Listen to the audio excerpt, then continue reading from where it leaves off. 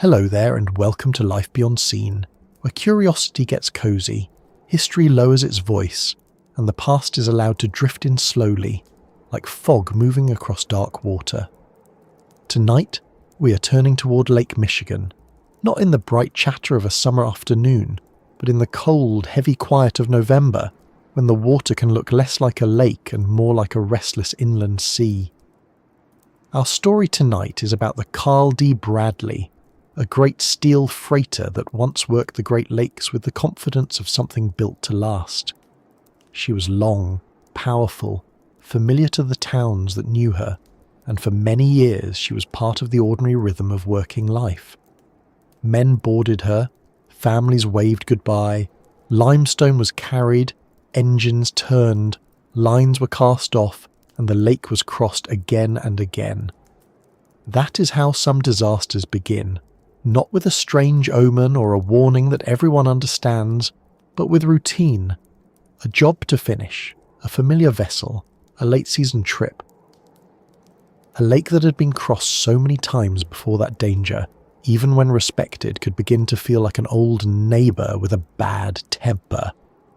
Before we move into that night, I want to ask you something simple. Where are you listening from tonight?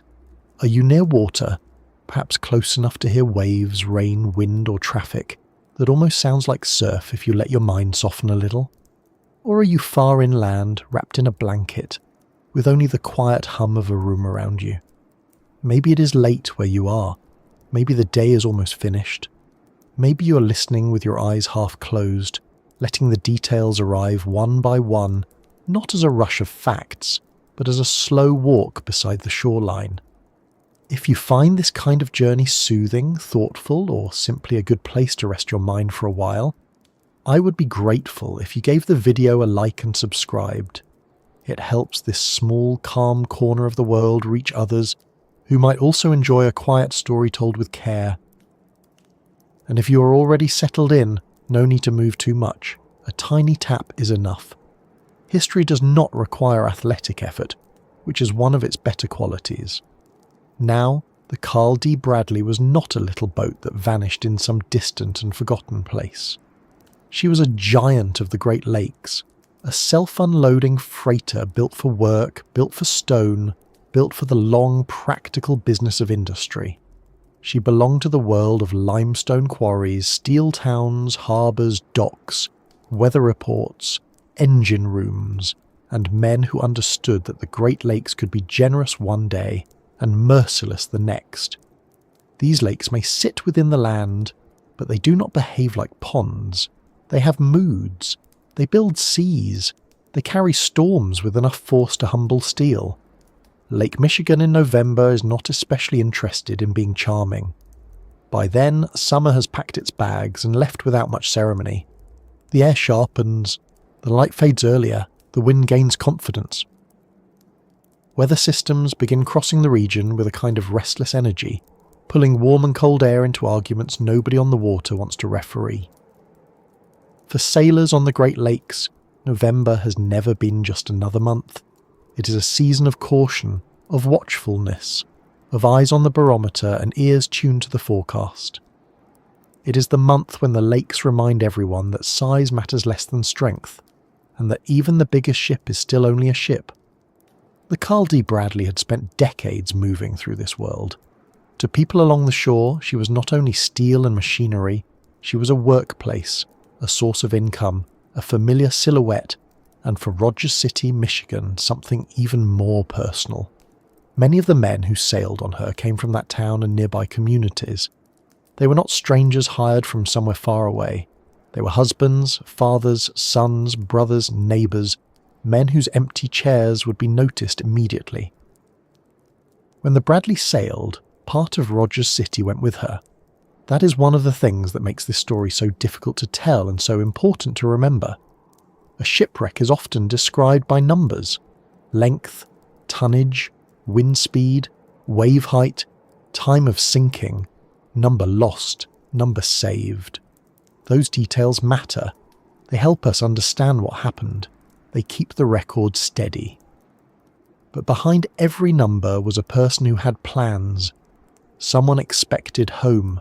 Someone with a favourite meal waiting, or a child watching the door, or a wife listening for news, or a friend who assumed there would always be another season, another trip, another ordinary conversation in town.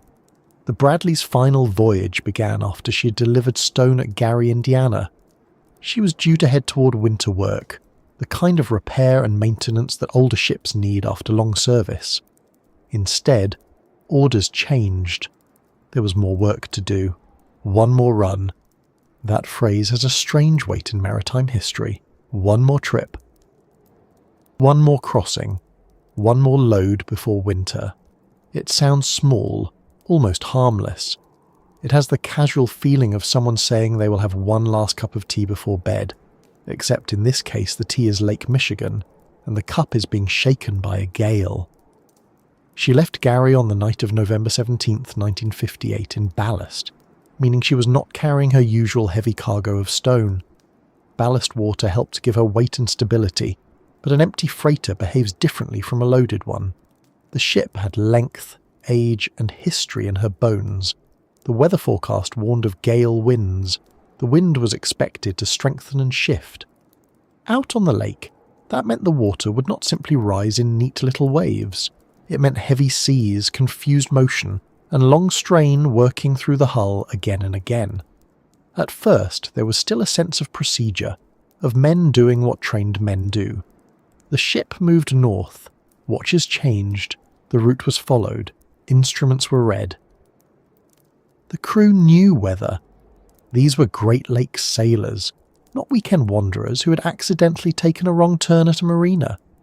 They understood cold water, they understood wind, they understood that the lake could be rough without being fatal. That is part of the trap, perhaps. Experience teaches respect, but it also teaches endurance. It says we have seen bad weather before. We have made it through worse than this. We know the vessel. We know the route. Keep going. And for a while, the Bradley did keep going. The lake built itself around her. Wind moved over open water and turned that water into force. Waves rose. The ship rode with a heavy following sea, the kind that comes from behind and slightly to the side, lifting and pushing, then letting go. A vessel that long does not simply bob like a cork. It flexes. It climbs one wave while another drops away. The bow and stern may not always be supported in the same way at the same time. Steel can take tremendous punishment, but steel is not magic. It can bend, twist, fatigue, and hide its weakness, until the moment when weakness has no reason left to stay hidden. Imagine, gently, not with alarm, but with care, the length of that ship in the late afternoon light, the lake darkening, the sky losing its colour, men inside, men on watch, men used to the sounds of a working freighter. A large ship is never silent. It has its own vocabulary. Engines, plates, pumps, doors, pipes, footsteps, wind against metal, water striking the hull. A sailor learns which sounds belong and which sounds make the body listen, before the mind has fully understood why. Then came the sound that did not belong, a thud, a vibration, a change in the ship that was more than a noise, something sudden enough that the men aboard knew almost immediately that this was not just another hard wave. The stern began to sag away. The great freighter was breaking, the Carl D. Bradley, the long familiar vessel that had crossed these waters for more than 3 decades, was coming apart in the storm. There are moments in history where time seems to narrow. Everything before them feels like a road leading toward one point, and everything after them is changed by it.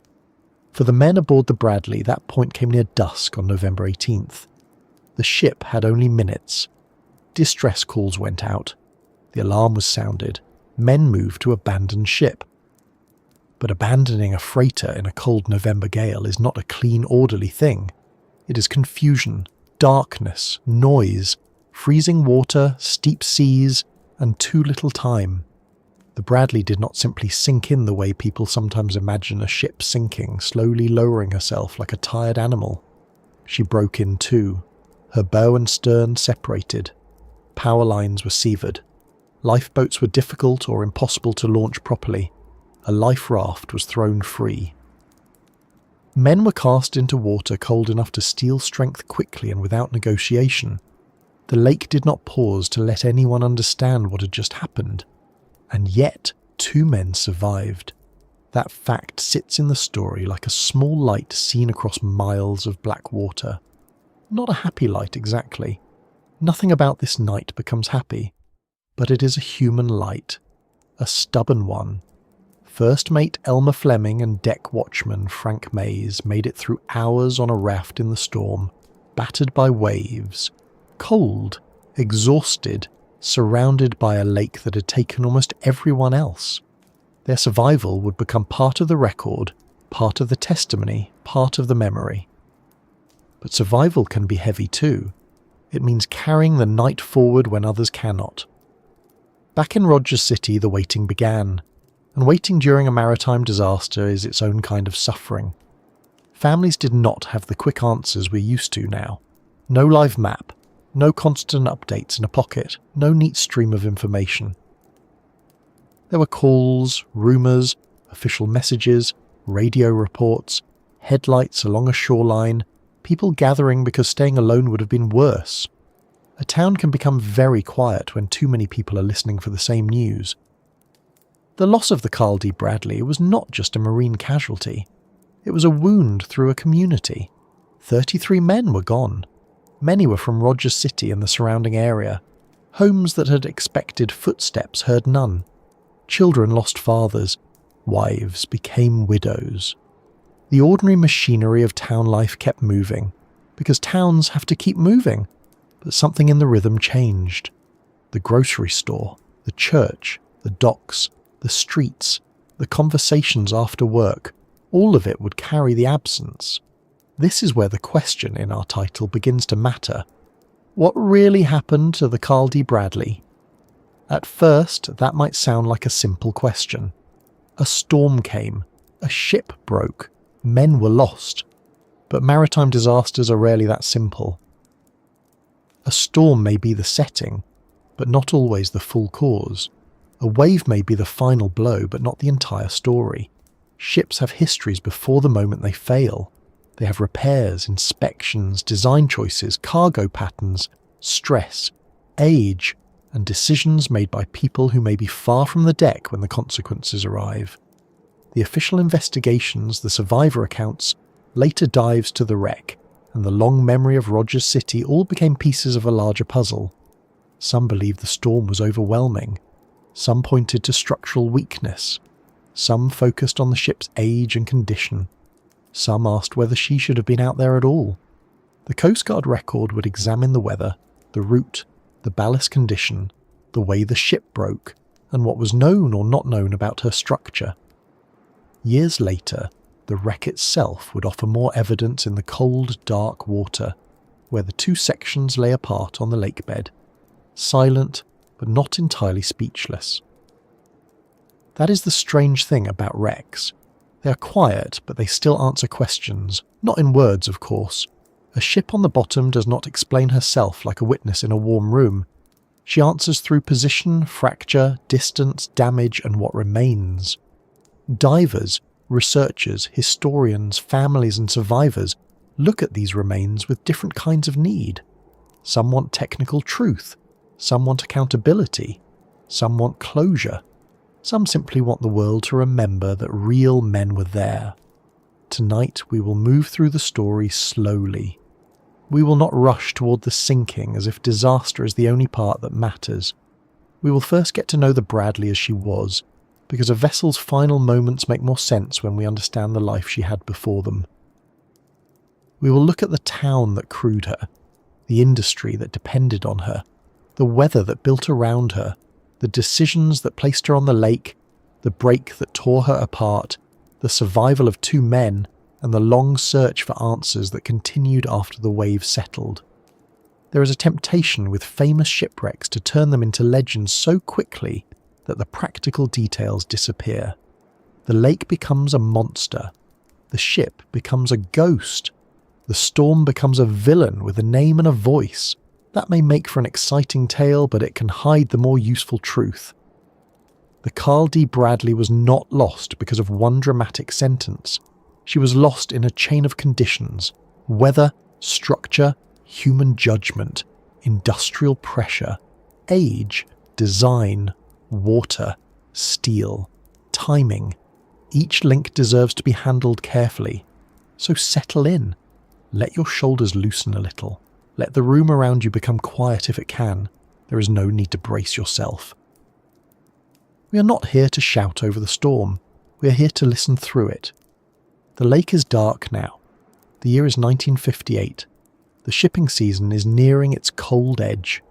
In Rogers City, families know the routines of departure and return. In Gary, Indiana, a long steel freighter has finished unloading stone.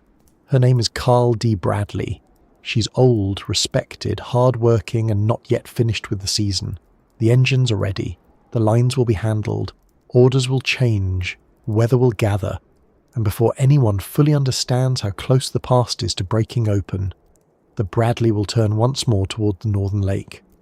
Before that final turn toward the northern lake, before the storm reports, before the distress call, and before Rogers City began listening for news it did not want to hear, the Carl D. Bradley had been something much larger than a ship with a tragic ending. She had been a working giant, a familiar shape on the Great Lakes, and for a long stretch of her life a symbol of what human hands could build when industry, ambition, and a very large supply of rivets all agreed to cooperate. She was built in 1927 at the American Shipbuilding Company Yard in Lorain, Ohio, for the Bradley Transportation Company. She was a self-unloading bulk carrier made to carry limestone for the Michigan Limestone and Chemical Company, and she was designed for a specific job that mattered deeply to the stone trade on the lakes. Michigan Limestone had agreed to deliver huge quantities of crushed stone to Universal Portland Cement's harbour at Buffington, Indiana, and the Bradley was built to help make that kind of delivery possible on a regular scale. That sounds practical, and it was. The Great Lakes shipping world was not built around romance. It was built around cargo. Around stone, coal, grain, iron ore, cement, timber, and the steady need to move heavy things from one place to another without making every railroad car in the Midwest quietly lose the will to live. A ship like the Bradley existed because distance, weight, and money all needed a better answer. Limestone was blasted from the earth near Rogers City, crushed, sorted, loaded, carried across the lakes, and used in construction, steel making, cement production, and other industries that most people rarely think about while walking on sidewalks, entering buildings, or driving past factories. And yet, even something as practical as a limestone freighter can become impressive when it's built on a grand enough scale. The Bradley was about 638 feet long overall, with a beam of about 65 feet and a depth of about 33 feet. She could carry around 14,000 tons of crushed stone, and her unloading boom stretched about 160 feet. In her day, those numbers placed her at the front of Great Lakes shipping. She was recognized as the largest and most up-to-date steamer on the lakes, and that is how she earned the title that followed her for years, the Queen of the Lakes. Queen of the Lake sounds like something from a ceremonial banner, and in a way it was. Great Lakes people have always had a talent for giving working vessels names that carry a little pride. These ships were not delicate passenger liners with polished ballroom floors and string music in the dining room. They were freighters. They were dusty, loud, hard-used, and practical. But size has its own kind of ceremony. When a vessel longer than 2 football fields enters a harbour, people notice. When she moves past a break wall, children point. When she unloads tons upon tons of stone with her own machinery, dock workers pay attention. The Bradley did not need silk curtains to make an entrance. She had steel, steam, and a boom, long enough to make a pier feel slightly underdressed. Her self-unloading system was one of the things that made her important. Older bulk freighters often depended heavily on shore equipment to unload cargo. A self-unloader brought part of that job with it. Inside the Bradley, cargo could be carried by belts toward a bucket elevator system, and then out through the boom. This meant she could deliver stone more efficiently at ports that did not need the same level of unloading machinery waiting on shore. There is something almost satisfying about that idea. A ship arriving not just with cargo but with the means to remove it. Like showing up to a picnic with the food, the table, the chairs, the napkins, and possibly the aunt who insists everyone take leftovers. The Bradley could arrive, settle into her work, and begin sending stone ashore with a steady mechanical patience. It was not graceful in the way a sailboat is graceful. It was graceful in the way a factory can be graceful, when every part is doing exactly what it was built to do. Inside her hull was not only space for stone, but a machinery arrangement that was advanced for her time. The Bradley used water tube boilers rather than the more common fire tube boilers, and her propulsion came through a turbo-electric drive. She was only the second ship built with that kind of technology, according to the Presque Isle County Historical Museum's account. Her auxiliary machinery, unloading equipment and galley were powered electrically, and she carried modern navigation equipment for the period, including a gyro compass, gyro pilot, and radio direction finder. This matters because it reminds us that the Bradley was not simply large. She was considered modern. She represented confidence in design, engineering, and the shipping business that surrounded the limestone trade. When she came out in 1927, she was not an aging vessel being asked to do too much. She was new, powerful, and celebrated. She was the answer to a business need, yes, but she was also a statement. She said that Rogers City limestone was not a small local matter. It was part of a system that reached across lakes and into industrial cities. When the Bradley first arrived at Port Calcite on July 28, 1927, people came out to greet her. Cars lined the shore and the arrival was treated with excitement. That first welcome is worth pausing over, because it is so different from the way her name would later be spoken. In 1927, the Bradley's arrival meant pride, work, and possibility. She was new steel against the water, a vessel built for a town that knew the value of stone and shipping. Try to picture that first day plainly. The shore is busy. People have made time to see the new boat. Not a boat in the small sense, of course, but people on the Great Lakes often call even the largest freighters boats, which is either charming or deeply confusing, depending on how attached you are to technical vocabulary. Families stand near the water. Men who understand machinery look her over. Children see the height of her sides and the length of her deck and understand, without needing any numbers, that this thing is big. Very big. Big enough to belong to the horizon. Her grey paint was practical. Like other vessels in the Bradley fleet, she carried stone, and stone dust has a way of leaving its signature everywhere. A grey working freighter did not need to pretend it was something else. It could wear the dust of its trade without looking untidy 5 minutes after loading. This was not fashion. This was common sense with a smokestack. For years, the Bradley worked routes shaped by limestone.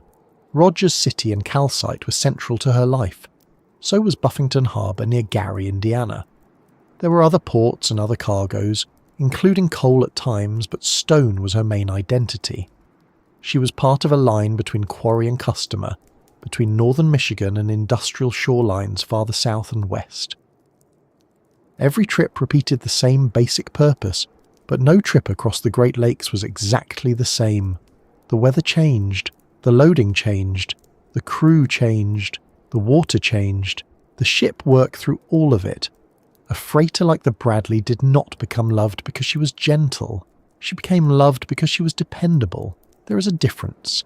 Dependable things earn trust slowly.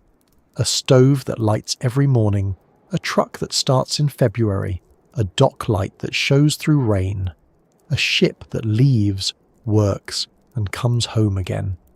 For the men who sailed her, dependability did not mean comfort. Life aboard Great Lakes freighters could be loud, tiring, dirty, and repetitive. It meant watch schedules, engine room heat, meals eaten when the work allowed, rough weather, close quarters, and long periods away from home, even if home was never impossibly far on a map. That is one of the unusual features of Great Lakes shipping. The ships could be large and the work dangerous, but the communities were often close. A man might sail away and still be connected to a town that followed the vessel's movements. He might be gone for days, then back, then gone again. The shipping season had its rhythm, and families learned it. They learned when to expect departures, delays, layups, repairs, and the tired return of men who smelled faintly of shipboard life and needed sleep before conversation. The Bradley's crew came heavily from Rogers City and nearby Presque Isle County communities. The Presque Isle County Historical Museum notes that nearly all of her crew came from Rogers City and other nearby towns, and Shipwatcher News describes the Bradley transportation fleet as closely tied to Rogers City men, with crew members often being friends, neighbours or relatives. That made the Bradley more than equipment. In some company office, she could be described by tonnage, length, machinery and operating cost. In Rogers City, she had faces attached to her. She had lunch pails, boots, jokes, arguments, paychecks, letters, and men who knew which parts of her were easy to work with and which parts required patience. She had habits. Ships do have habits, at least to the people who live with them. A door that sticks, a sound that appears at a certain speed, a warm place to stand, a draught in a passageway, a way the vessel rides in following seas, a smell in the galley after coffee has been on too long. The title Queen of the Lakes can make the Bradley sound almost untouchable, but her power came from usefulness. She was not admired because she sat still and looked grand. She was admired because she moved cargo. She did the job again and again. The limestone industry around Rogers City depended on that steady movement. Quarrying stone is only half the story. Stone sitting in a pile does not build much. It has to travel. It has to reach cement plants, steel mills and construction markets. The Bradley helped connect the quarry to that larger world. In this sense, she was part ship and part conveyor belt stretched across water. That may not sound glamorous, but it is accurate. The Great Lakes are natural highways, and freighters are the heavy trucks of those highways. Only instead of tyres, headlights and rest stops with questionable coffee, they have engines, ballast tanks, radar, hatches, unloading booms and weather that sometimes behaves like it has a personal grievance. As the years passed, the Bradley kept working. Like many hard-use vessels, she also changed. She was reboilered in 1950, and fins were installed above her propeller in 1951 to help direct water flow. Corporate changes also shifted her ownership structure. By the 1950s, she was part of the Bradley transportation line of the Michigan Limestone Division of United States Steel Corporation. These details may sound technical, but they are part of the life of any working ship. Ships are not built once and then left untouched. They are maintained, repaired, altered, inspected, patched, improved, and sometimes asked to keep working long after their first shine has gone. A freighter's life is measured not only by launch dates and sinkings, but by dry docks, welds, plates, boilers, shafts, rivets, pumps, and the endless practical attention needed to keep thousands of tons of steel moving safely through water. By the late 1950s, the Bradley was no longer new. She had been launched in the age of the late 1920s and was still working in a very different world. Cars had changed, radio had changed, aviation had changed. The country had gone through the Depression, the Second World War, and the early Cold War. The lakes had seen larger and newer vessels appear.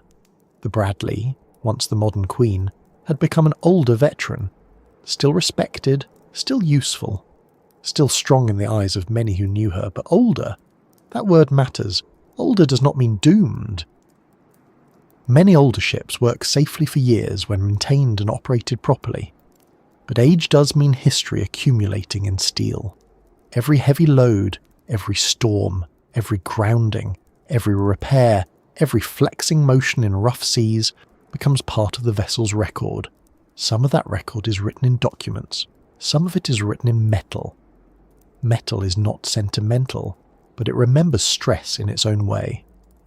The Bradley had carried cargo through years of demanding service. In her early life, she set limestone cargo records, and she was known for the work she could do. That kind of performance is impressive, but it also reminds us that she was not lightly used. She was not a display piece. She was a tool, and tools that perform hard work require constant attention. A hammer can look fine until the handle splits. A ladder can seem steady until one rung gives under weight. A ship is vastly more complex, of course, but the simple idea remains: strength does not cancel wear, not. Still, for people who saw her from shore, the Bradley must have looked reassuring. Great size can fool the eye that way. A big ship looks permanent. It moves with a slow confidence that makes the human body seem small and temporary. When a freighter passes, it does not appear fragile. It appears almost architectural, like a building that has decided to go somewhere. The Bradley's long hull, high pilot house, stern machinery spaces and unloading gear all gave the impression of command. She belonged to the lakes because she had spent so much of her life on them, and because she was so closely tied to one community, her identity became personal. Rogers City was not merely a name painted into her operating history. It was the place where men stepped aboard, where families waited, where the quarry shaped daily life, and where the sound of shipping was part of the background. The Bradley was part of a local economy, but also part of local pride. Children grew up knowing her name. Adults knew men who worked aboard her. Her arrivals and departures were not distant industrial events. They were town events, even when they happened so often that people no longer stopped each time to mark them. That is how familiarity works. The extraordinary becomes ordinary through repetition. The first arrival of a giant freighter brings crowds. Years later, the same vessel can pass through the edge of daily life almost like weather. People still notice, but they do not always stop. They have errands, supper, school, work, a bill to pay, a screen door to fix. The ship has gone out and come back before. It will go out and come back again. That belief is quiet, and it is powerful. When the Bradley sailed, she carried that belief with her. She had made herself reliable in the minds of those who depended on her. The title, Queen of the Lakes, may have come from her size and innovation, but her real place in memory came from repetition. Again and again she crossed. Again and again she unloaded. Again and again men came home. That pattern became part of the town's emotional weather. The Great Lakes shipping season also had a yearly rhythm. Late fall carried urgency. Winter layup was coming. Ice would eventually change the work. Ships would go into repair yards. Crews would look toward time at home. Companies would try to finish cargo commitments before the season closed. That final stretch of the year often came with worsening weather, shorter daylight, and pressure to complete runs while it was still possible. November was not gentle, but November was part of the job. For an older ship, the end of a season could mean relief was near. Repairs could be made. Holds could be renewed. Problems that had been watched during the working months could be addressed. Men could get ashore. The vessel could rest in the only way a ship rests, tied up, opened, inspected, worked on by other men with other tools. The Bradley herself was expected to go to Manitowoc for dry docking and cargo hold work after her final duties, according to Shipwatcher News. There is a small sadness in that detail because it tells us she was close to maintenance, close to layup, close to the season's pause. Close is not the same as safe. Close does not matter to weather, metal or water, but for human beings, close matters. We notice when someone almost made it. We notice when a final trip stood between danger and rest.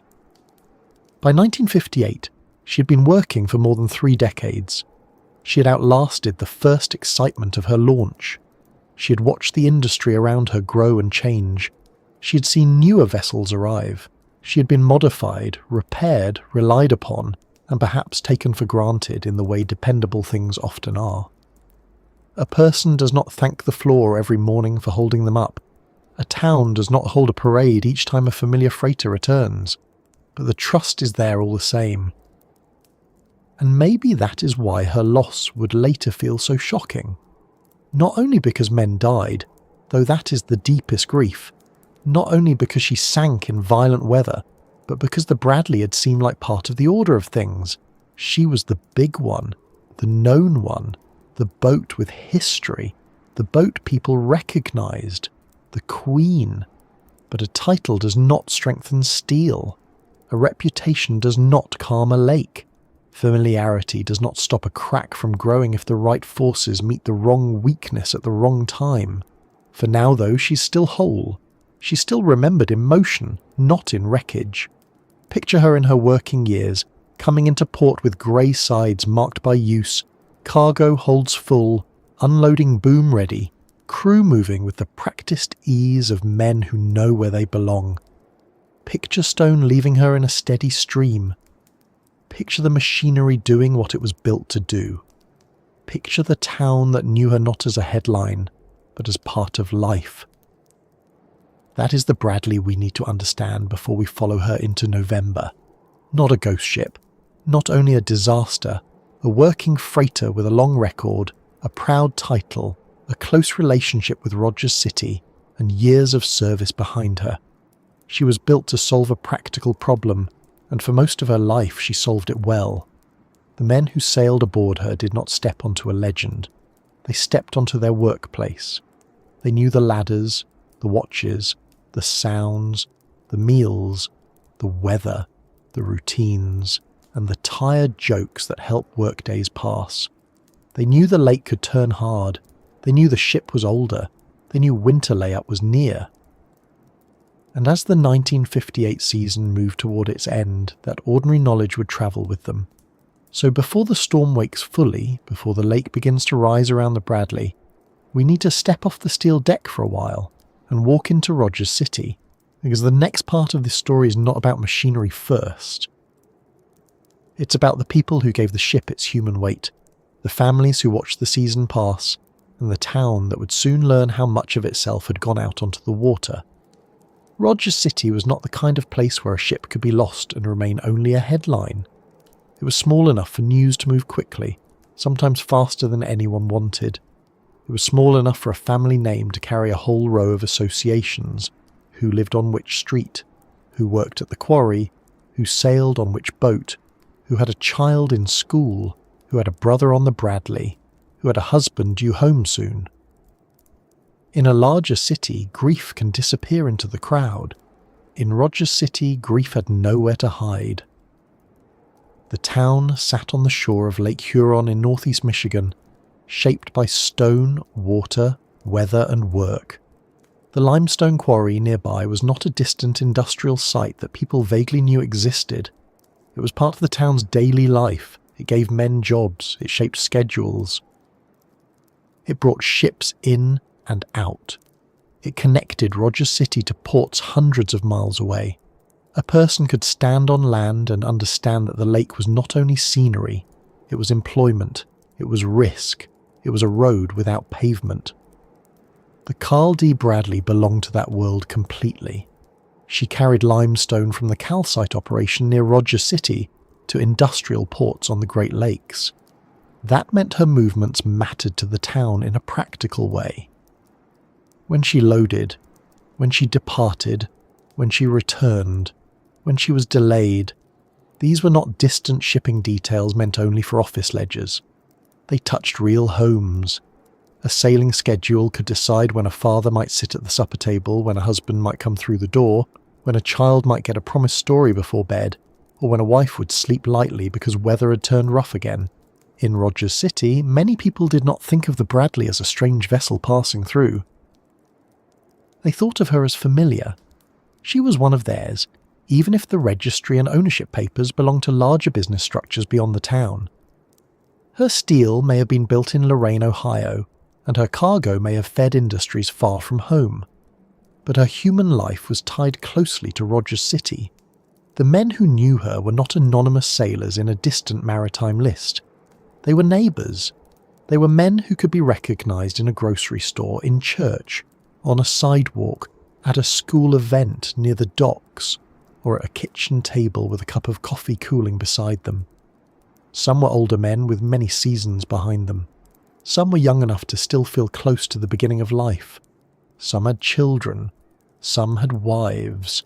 Some had parents who worried each time the weather changed. Some were relatives of other men aboard. This was not unusual in a shipping town. Work often follows family lines. A man learns from another man. A son hears stories. A friend helps another friend get a place aboard. The lake becomes part of the household vocabulary. There is a practical closeness in towns like that. People know who works hard, who drinks too much coffee, who fixes things properly, who tells the same joke every time, who is quiet, who is reliable, who takes pride in a clean deck or a well-kept engine space. A ship's crew is its own small society, but when many of the crew come from one town, the ship becomes an extension of that town. The galley, the cabins, the engine room, the pilot house, the deck, all of it carries local voices. Men who might have seen each other on shore now work together under shipboard rules, in weather that did not care about friendship, family or seniority. The Bradley's crew knew the difference between shore life and lake life. On shore, a man might be a father, a husband, a neighbour, a church member, a card player, a fisherman, a person who needed to mend something in the garage. Aboard ship, he became part of a watch system and a chain of command. The work had to be done whether he was tired or not. Cargo had to be loaded, machinery had to be watched, lines had to be handled, meals had to be prepared, watches had to be stood in cold, wet, dull, noisy, uncomfortable conditions. The lake did not shorten a watch because a man was homesick. Still, there was pride in it. Great Lakes sailors were not performing some decorative occupation. They were keeping industry moving. They carried the weight of the region in a very literal sense. Stone, coal, ore, grain and cement moved because men worked through weather, fatigue and routine. A freighter may look slow from shore, but inside that slow movement is discipline. It takes many people doing many small jobs correctly. The men aboard the Bradley would have known her in ways no shore observer could. They would have known the sound of her under load, the feel of her underfoot, the way she handled in different seas, the places where cold gathered, the spots where a person could stand out of the wind for a minute, the smells from the galley, the machinery noises that belonged, and the noises that made a man look up. They would have known that she was large, old, respected, and worked hard. They would also have known, at least in the way crews often know things, that no ship is perfect. A vessel becomes a workplace through repeated contact. The first time aboard, a person notices the size. Later, he notices the details. A ladder angle, a doorway, a habit of the deck, a certain vibration. The distance from one place to another when a watch change comes too early. The best time to get coffee. The corner where someone always leaves something. The kind of small shipboard knowledge that does not appear in official reports but matters to people who live inside the steel. For families, the Bradley was known in a different way. They knew the ship by absences and returns. They knew her by laundry, paychecks, letters, calls, weather reports, and the timing of meals delayed because someone might get home. A child might not understand ballast, cargo holds, or lake routes, but a child could understand that Dad was on the boat. That was enough. The boat meant he was away. The boat meant he would come back. Most of the time he did. That repeated return is what makes maritime life possible for families. The risk is real, but routine softens it. People cannot live every departure as if it might be the last. The mind protects itself. It says, this is the work. This is what he does. The lake can be rough, but he knows it. The ship is big. The crew is experienced. The captain knows his business. The season is almost over. He will be home soon. In Rogers City, late season shipping had a special feeling. November was not summer work. By November, everyone knew the lakes could be dangerous. Cold fronts came through harder, storms strengthened, daylight shortened, wind had more room to become serious. The end of the season brought the promise of layup and repairs, but it also brought pressure. One more trip could mean income, Cargo delivered, commitments fulfilled, a season finished properly. For a shipping company, that final work mattered. For a family, it meant waiting a little longer. The men aboard the Bradley were not careless men. That is important. When we talk about disasters, it can be easy to imagine people walking blindly into danger because it helps the mind simplify the story. But Great Lakes sailors were used to making hard calls in imperfect conditions. They understood that weather reports could change, that a route might be uncomfortable but possible, that an old vessel might still be seaworthy, that a bad night did not always mean a fatal night. Experience can protect a person, but it can also make danger harder to measure because not every warning is new. The Bradley had survived many seasons. The company had not lost a ship before her. The crew had seen weather. The town had seen vessels leave in rough conditions and return safely. These facts do not remove risk, but they help explain why routine continued. No one needed to believe the lake was safe. They only needed to believe the Bradley could make it one more time. Rogers City itself was built around that kind of trust. People trusted men to do difficult work. Men trusted ships. Ships trusted maintenance, design and command. Families trusted schedules, even when schedules shifted. The town trusted that the lake, though dangerous, would usually give back those who worked on it. Trust was not sentimental. It was practical. Without it, life around shipping would become impossible. A small town tied to one industry also learns to share burdens. If a crewman's wife needed help, someone knew. If a family had trouble, someone heard. If a man was away, others understood why the household routine looked the way it did. There may have been ordinary disagreements, gossip, impatience, and all the regular frictions of human life, because small towns are not postcards and people are not always gentle, just because the lake is nearby. But when serious trouble came, people knew how to gather. That would matter after the sinking. But before the sinking, it was simply the way life worked. The men themselves carried different levels of responsibility. Captain Roland Bryan held command.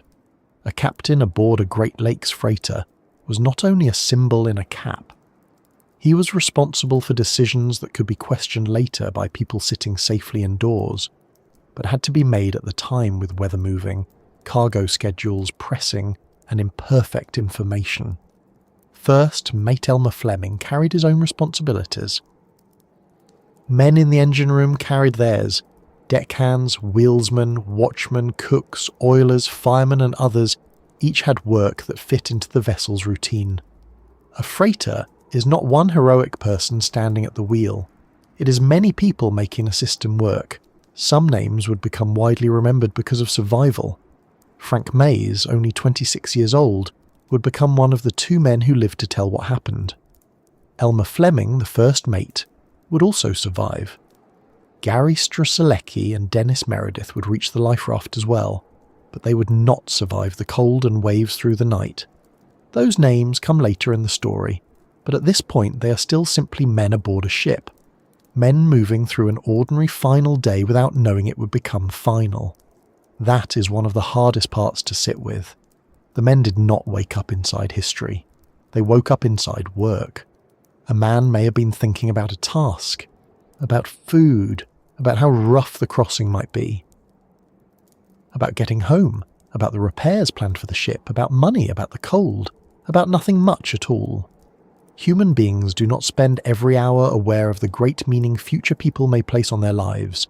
Most of life is made of smaller concerns: a coat, a watch, a cup, a stiff back, a cigarette, a joke, a letter, a noise from somewhere aft, a thought of home that comes and goes. The town waiting on shore had its own routine. Children went to school, stores opened, meals were made, church bells rang. People discussed weather because weather was not small talk in a shipping town. It mattered. A forecast could change a family's mood. A storm warning could tighten a room. Yet weather was also common enough that people could not stop everything each time wind increased. Life continued because it had to. There would have been women in Rogers City who understood the shipping season as well as anyone who never stood a watch could understand it. They knew the signs in their husbands' voices. They knew when a man tried to sound casual about rough weather. They knew when a return might be delayed. They knew that fear could not be allowed to run the house every time a vessel was out. They learned to keep moving, to cook, to clean, to care for children, to listen without appearing to listen too hard. There is a special kind of strength in that. It does not always get the attention that shipboard courage receives, but it belongs in the same story. The men worked on the water, the families carried the weighting. Both were part of the cost of the trade. Children, especially, would have understood the Bradley in pieces. Maybe they knew the name. Maybe they had seen her from shore. Maybe they had heard adults speak of the boat as if it were nearly a person. They may have known that when the boat was away, someone important was gone. They may have had small rituals around return, looking for a father, listening for a car, waiting for a gift, a story, or simply the feeling that the house was whole again. A child does not need to understand maritime risk to feel absence. Absence is simple. A chair is empty. A voice is missing. A door does not open. Rogers City had seen the Bradley as part of its identity for more than 30 years. She had arrived new and impressive in 1927, and over time she became familiar enough to be woven into memory. People grow older alongside machines in industrial towns. A ship launched when someone was a child may still be working when that child has children of his own. That kind of continuity makes a vessel feel permanent, even though every vessel is temporary. Steel gives the impression of certainty. The lake is very good at correcting that impression. But again, before the disaster, the Bradley was not mainly thought of as vulnerable. She was thought of as experienced. There is a difference, and that difference matters. An experienced ship is trusted because she has proven herself. She has taken weather before. She has carried load after load. She has returned with a crew tired but alive. Every completed trip becomes evidence in the mind of a town. The Bradley had given Rogers City a great deal of evidence. That evidence made the later news almost impossible to accept. When a small town loses one person suddenly, the shock travels from house to house. When it loses many at once, the shock becomes part of the town's structure. The Bradley would take 33 men. 23 of them were from Rogers City. That meant grief did not arrive at one door and stop. It moved down streets, across families, through schools, into churches, into workplaces, into every place where someone could say, "I knew him." The number 23 can be read quickly, but in a town like Rogers City, it was not quick at all. It meant multiple families changed in the same hour. It meant children fatherless. It meant widows trying to understand a life that had turned without warning. It meant parents outliving sons. It meant friends trying to speak and finding no useful sentence. WCMU's remembrance notes that an estimated 53 children in the town lost their fathers. That number is difficult because it points beyond the night itself. It points into years of birthdays, graduations, holidays, school mornings, and ordinary evenings that would not be the same. No official investigation can fully measure that. Investigations can document wind, waves, radio messages, structural conditions, decisions, damage, and survival. They can issue conclusions. They can argue over cause. They can correct assumptions. That work is necessary, but the community cost lives in a different place. It lives in names spoken at memorials, in people who still remember where they were when they heard, in children who grew up with stories instead of memories. In a town that keeps ringing a bell because silence alone is not enough, Rogers City did not forget the Bradley because forgetting was never really an option. The loss was too large, too local, and too personal. The town's relationship with the vessel did not end when she sank. It changed. The Bradley became not only a ship people had known, but a responsibility. Remembering became part of caring for the men. Museums, memorials, ceremonies, plaques, stories, and family accounts all became ways of keeping the crew from becoming only a number attached to a wreck. That kind of memory is work too. It requires people to retell painful things carefully. It asks families to carry grief into public spaces. It asks a town to stand near a wound without letting it become entertainment. The Carl D. Bradley is interesting to historians, divers, shipwreck researchers, and Great Lakes watchers. But for Rogers City, she is not merely interesting, she is family history, community history. A before and after. The men who knew her were not thinking in those terms as the final season moved toward its close. They were working. The Bradley had finished what was supposed to be her last cargo run of the year. Dry dock and repair work were near. Winter layup was close enough to imagine. The idea of being done for the season must have had a weight of relief around it. The lake had been crossed again. The stone had been delivered. Soon there would be time ashore, time for maintenance, time for families to adjust to men being home instead of away. Then came the change in orders. One more run. There it is again. That small phrase that can sit quietly in a room and still make the air feel different. One more run does not sound dramatic when spoken in an office or passed through routine communication. It sounds normal, businesslike, almost dull. Ships work because orders change, cargo is needed, schedules shift, men grumble, adjust and carry on. A final trip becomes not final. A return home becomes delayed. A repair yard waits a little longer. The season stretches by one more crossing. For the families in Rogers City, another run may have meant disappointment, but not disaster. Another wait, another night or two, another glance at weather, another small calculation about when someone might be home. The town had done this before. The men had done this before. The Bradley had done this before. That is why the story cannot be understood only from the moment the hull failed.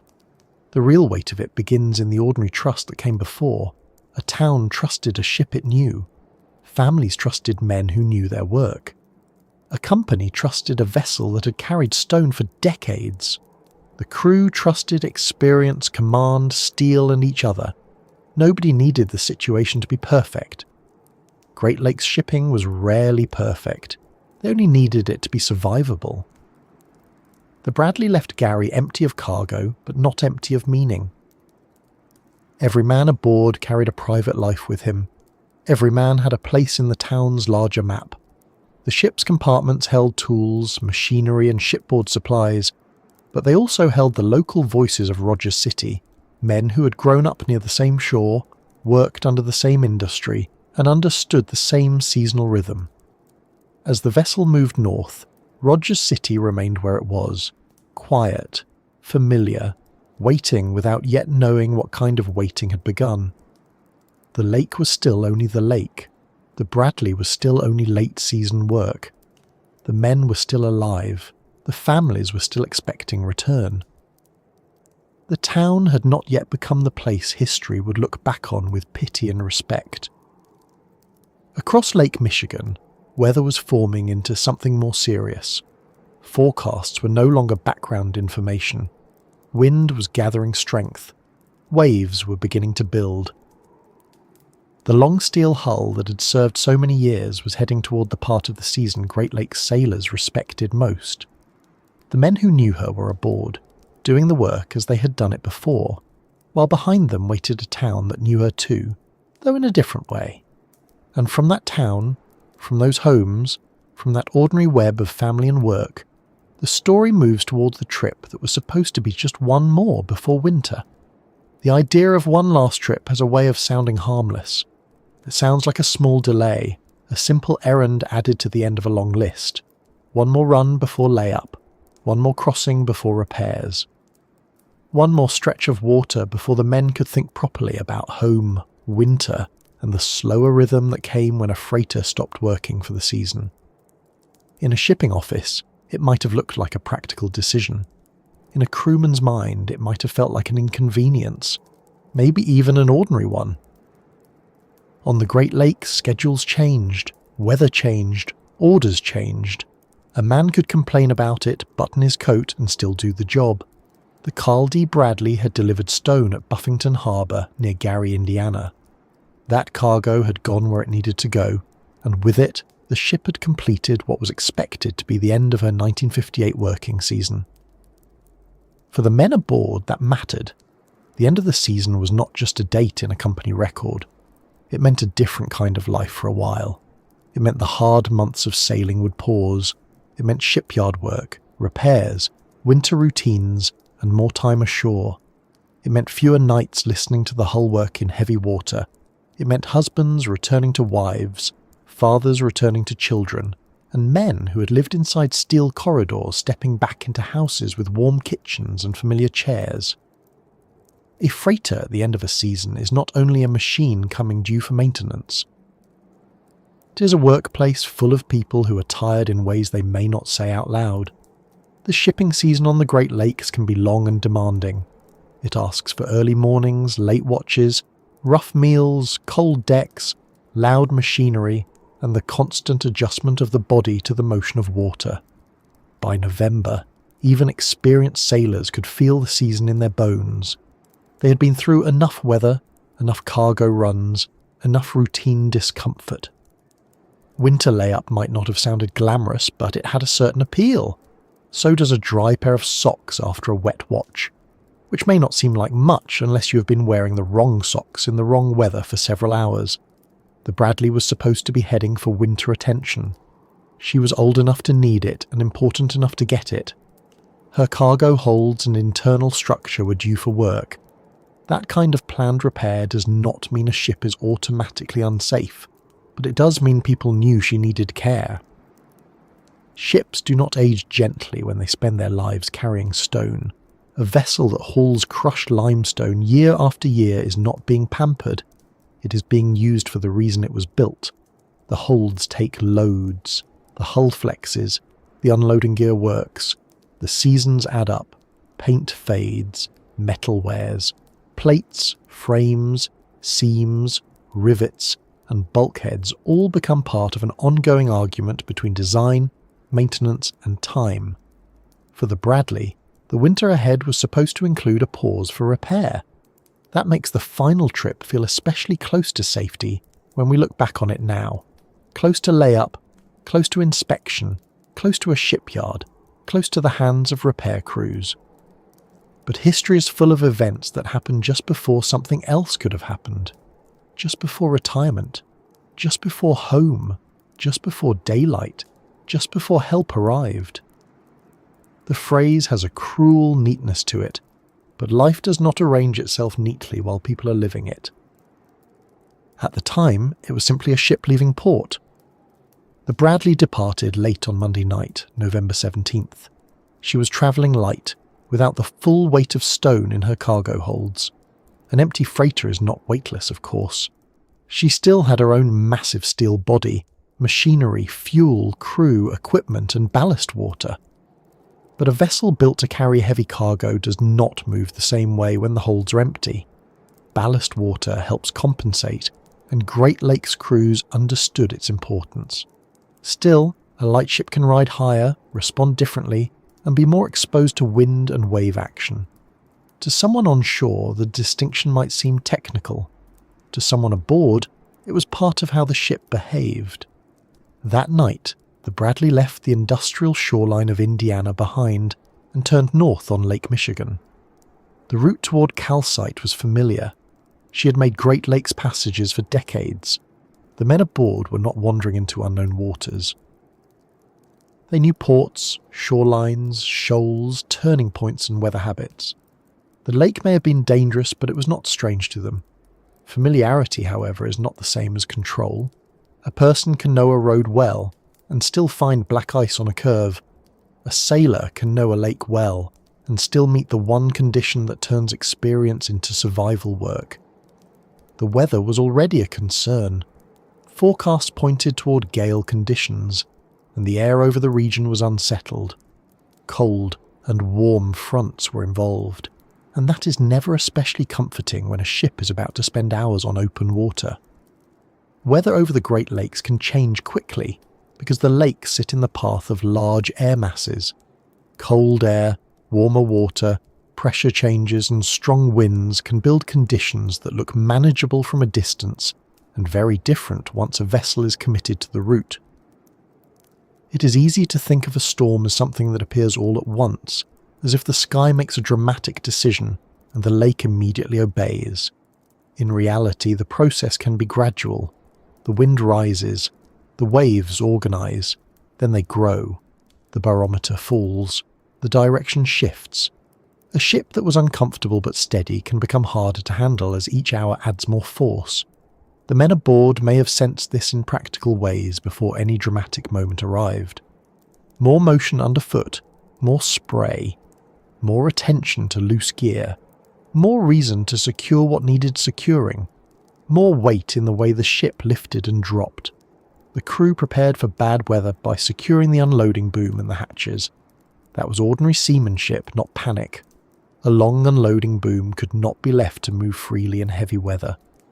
Hatches had to be secured because water entering the wrong places on a freighter could create serious trouble. On a calm day, such tasks might be routine.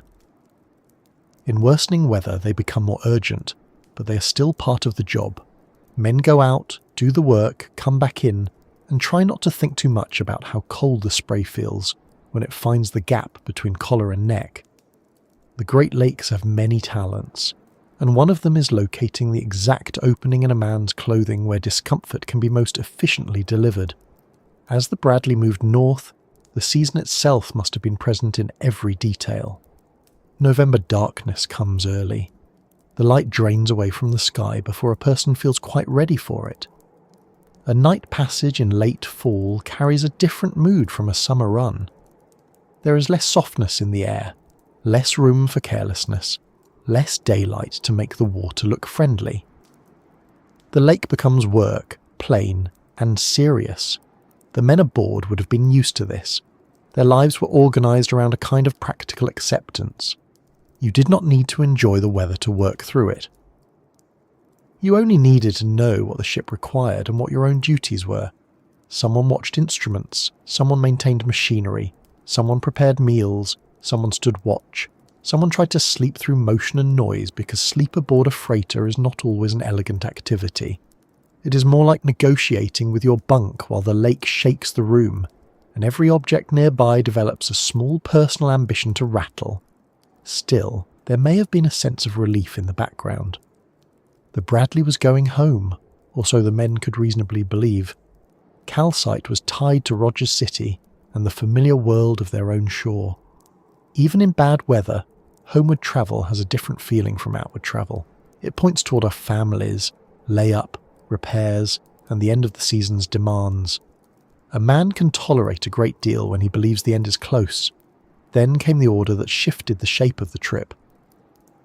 Instead of continuing simply into the season's close, the Bradley was to return for another load of stone. One more delivery, one more job before the pause. Different accounts explain the routing details in slightly different ways, but the important fact remains steady. The vessel had completed what was thought to be her final delivery, and then was directed into one more run before winter.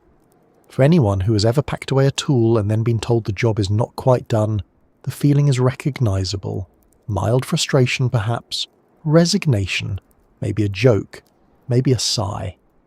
Then the tool comes back out. But this was not a hammer, and the workplace was not a garage. This was a 600-foot freighter on Lake Michigan in November, with weather building. Captain Roland Bryan was in command. He was not new to the water. He had been a sailor since his youth, and by 1958 he had spent much of his life in the habits and decisions of Great Lakes shipping. A captain in that position had to balance many things at once: company orders, weather forecasts, vessel condition, crew readiness, route choices, timing, the experience of past storms, the knowledge that ships often sailed in poor weather and survived, the knowledge that not sailing could have business consequences, the knowledge that a captain's judgment might be questioned whether he went or stayed. This is not to excuse every decision or make hindsight disappear. It is simply to understand the situation as a working captain might have faced it. People making decisions before a disaster do not have the completed disaster in front of them. They have reports, routines, confidence, pressure, and a long history of similar decisions that did not end badly. If every dangerous possibility felt certain, nobody would leave port in November. But if every warning is treated as routine, trouble can come too far before anyone fully sees it. The Bradley followed a route up the Wisconsin side of Lake Michigan before turning across toward the upper lake. That made sense with the weather expected from certain directions, and it gave the vessel a way to manage the conditions for part of the passage. But eventually she would have to make the turn that would put the seas differently against her. A route is never only a line on a chart. It is a relationship between hull, wind, water, destination, and time. A course that feels acceptable while the sea follows from behind can become much more difficult when the ship must turn and take the weather on another angle. As the wind increased, the crew filled the ballast tanks to the maximum practical condition. Again, this was not dramatic in itself. It was a response. Ballast gave the lightship more weight and helped her ride. But maximum practical is a useful phrase because it reminds us that ship handling involves limits. You do what can be done within the design, the equipment, the time, and the situation. Ballast is not a magic switch that turns rough water into calm water. It is part of managing risk. All the while, ordinary life aboard continued because ordinary life aboard must continue until it cannot. Men still needed food. Watches still changed. Machinery still demanded attention. The captain still needed reports. The ship still moved. That is one of the strange things about disasters as they approach. They do not always announce themselves with enough clarity to stop everyday tasks. A cook may still be preparing a meal. A man may still be washing a cup. Someone may still be thinking about a letter. Someone may still be annoyed about being tired. The extraordinary walks toward them through ordinary rooms. Captain Brian asked the cooks to serve an early dinner. He understood that the later turn would bring heavier weather broadside to the vessel, and he wanted the galley work cleaned up and secured before that happened. This detail is small, but it says a great deal. It shows foresight. It shows a captain thinking ahead to how motion would affect the crew and the working spaces. A ship in heavy seas is not a good place for loose dishes, hot food, unsecured utensils, or people moving around unnecessarily. An early meal was practical. It was not a sign that the ship was doomed. It was the kind of decision experienced sailors make because they know discomfort is easier to handle when the galley is not attempting to throw soup at everyone. There is something deeply human in that moment. The lake outside is worsening. The vessel is old and light. The wind is building. The crew knows a hard turn is coming. And still, dinner matters. Not in a cozy way, not in a sentimental way, but because bodies need food and work needs order. Human beings keep doing necessary things right up to the edge of events they cannot control. Try to imagine the inside of the Bradley during those hours without making it theatrical. The sound of the engine, the repeated impact of water against steel, the small movements of men who had learned to walk with the ship instead of against it, a door closing harder than intended, a cup sliding slightly before someone catches it, the smell of food, oil, damp clothing, metal, and ship air. Conversations likely short and practical. Maybe a remark about the weather. Maybe a complaint about the extra run. Maybe a joke about layup being close enough to smell, though a freighter probably had enough smells already, and not all of them encouraging. Outside, the water continued building. Lake Michigan is large enough for wind to work over a long distance. Waves need room to grow, and the lake gives them room. When strong winds blow down its length, the waves can become steep, powerful, and closely spaced. Ocean swells often have long distances between them, but Great Lakes seas can be shorter and sharper. They can lift a ship, drop it, twist it, and strike it again before anything has had time to settle. For a long freighter, that matters. A ship of the Bradley's length could be supported unevenly by the water. Bow on one wave, stern on another, midsection with less support, then the pattern changing again. The hull flexes. Normally a ship is built to handle this, but repeated stress over years can turn a design strength into a question. By late afternoon on November 18th, the winds had increased substantially. The museum account gives winds reaching 65 miles per hour by 4 p.m, and the Coast Guard-related accounts describe heavy following seas before the sudden break. Yet the Bradley was reportedly riding well enough that there was no obvious sign of the failure to come. That detail is important because it prevents the story from becoming too simple. The men did not spend the entire day watching their ship obviously fall apart. The vessel was in severe weather, but severe weather was part of the work. She was riding heavy seas, she was still moving. The alarm had not yet become disaster. This is where the Bradley's final trip becomes difficult to think about. So much was normal and so much was not. The ship was on a familiar route, but the weather was dangerous. The crew was experienced, but the vessel was old. The season was nearly over, but one more run had been added. The ship was light, but ballasted. The captain was preparing for the turn, but the structural failure had not revealed itself. Every fact sits beside another fact, and none of them alone explains everything. That is often how real maritime disasters work. They are not neat stories with one villain hiding behind a curtain. A storm matters, a decision matters. A condition of steel matters, a schedule matters, a repair not yet completed matters, the angle of waves matters, the age of a hull matters, the way a ship is loaded or not loaded matters. One factor may be the final push, but the final push lands on a situation already prepared by other things. For the men aboard, however, these were not theories. They were hours. Cold, rough, working hours. Some may have been thinking of home. Some may have been thinking only of the next task. Some may have trusted the Bradley because she had always carried them through. That trust was not foolish. It was based on years of returns. But trust is not a guarantee. It is only the mind's best estimate built from what has happened before. Back in Rogers City, people were still living an ordinary day. The distance between their rooms and the ship was measured in miles, but emotionally the distance was shorter. The Bradley was coming back toward their world. Weather may have been discussed. The late season run may have been known. Perhaps some families expected delay. Perhaps some expected nothing more dramatic than a rough crossing and tired men home soon after. There is a painful innocence in ordinary expectation. A pot on a stove, a child doing schoolwork, a coat hanging by a door, a woman listening to weather and telling herself the ship was large. The crew knew what they were doing, and this was not the first storm. On the lake, the Bradley approached the part of the route where conditions would matter more sharply.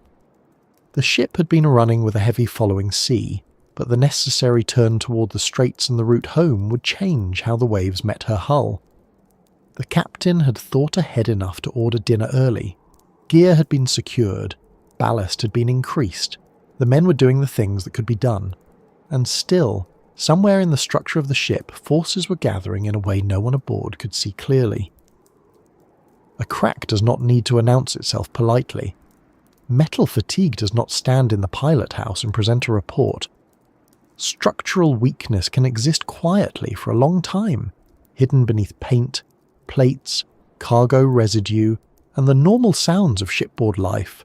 Then, under the right combination of stress, it becomes visible all at once. That is part of what makes this story so unsettling. The Bradley did not have to appear helpless before she was in danger. She could seem to be handling the storm and still be close to failure. For now, there was still a ship under the crew's feet. There was still power. There was still command. There was still a route, a destination, and an expectation of arrival. The Bradley had not yet become a distress call. She was still a freighter in weather, riding toward home with men aboard who had every reason to believe that bad water did not automatically mean the end. The lake continued to rise. The wind continued to press. The light continued to fade. The final trip before winter, which had begun as routine, had become a hard weather passage, and the hard weather passage was moving toward the moment when every ordinary detail would be divided into before and after. The storm did not begin as a single dramatic wall of weather. It began the way many dangerous storms begin, with warnings, pressure changes, wind shifts, and a situation that looked serious but still belonged to the working life of the Great Lakes. That is important to understand. The men aboard the Carl D. Bradley were not sailing across a peaceful lake that suddenly turned into chaos without any warning at all. They knew bad weather was coming. The crew had secured the unloading boom and the hatches before the trip grew worse. The captain and officers understood that November on Lake Michigan required attention. The vessel was not out there because everyone had somehow forgotten that water can become rough. It was out there because Great Lakes shipping often existed in the difficult space between warning and certainty. A warning tells you that conditions may become dangerous. It does not always tell you exactly where the worst of it will be, how quickly it will grow, or whether your ship will meet the storm at the one angle and hour that matters most. Weather reports in 1958 were useful, but they were not the constant, detailed, satellite-fed systems that people are used to now. There was no glowing screen showing a bright swirl of colour moving across the lake. There were forecasts, radio information, barometer readings, professional judgment and long experience. Those things mattered. They still matter. But they did not remove uncertainty. The Bradley left Gary late on November the 17th after finishing her stone delivery. It was night, and night on an industrial shoreline has a particular feeling.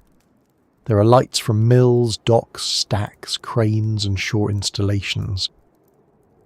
There is the practical noise of work that does not care much about bedtime. A freighter leaving that kind of harbour does not slip away like a canoe. It moves with procedure. Lines are handled, commands are given, machinery answers. The ship eases out, turns and takes up her route. Behind her was the southern end of Lake Michigan, with industry glowing along the shore. Ahead of her was the long open water, the Wisconsin side, the northern lake, and eventually the route toward home. She was travelling light, not loaded with stone. Ballast gave her weight and stability, but she was still a different ship than she would have been under cargo. A loaded freighter sits deeper and carries herself differently. A light one can ride higher, meet the wind differently, and respond more sharply to waves. The men aboard knew that. It was not a mystery. It was part of the work. At the start, the wind was not yet the full storm it would become. It was building. That word, building, is useful because it describes the way a lake storm takes its time until it no longer feels like it has taken any time at all. A few hours can change everything.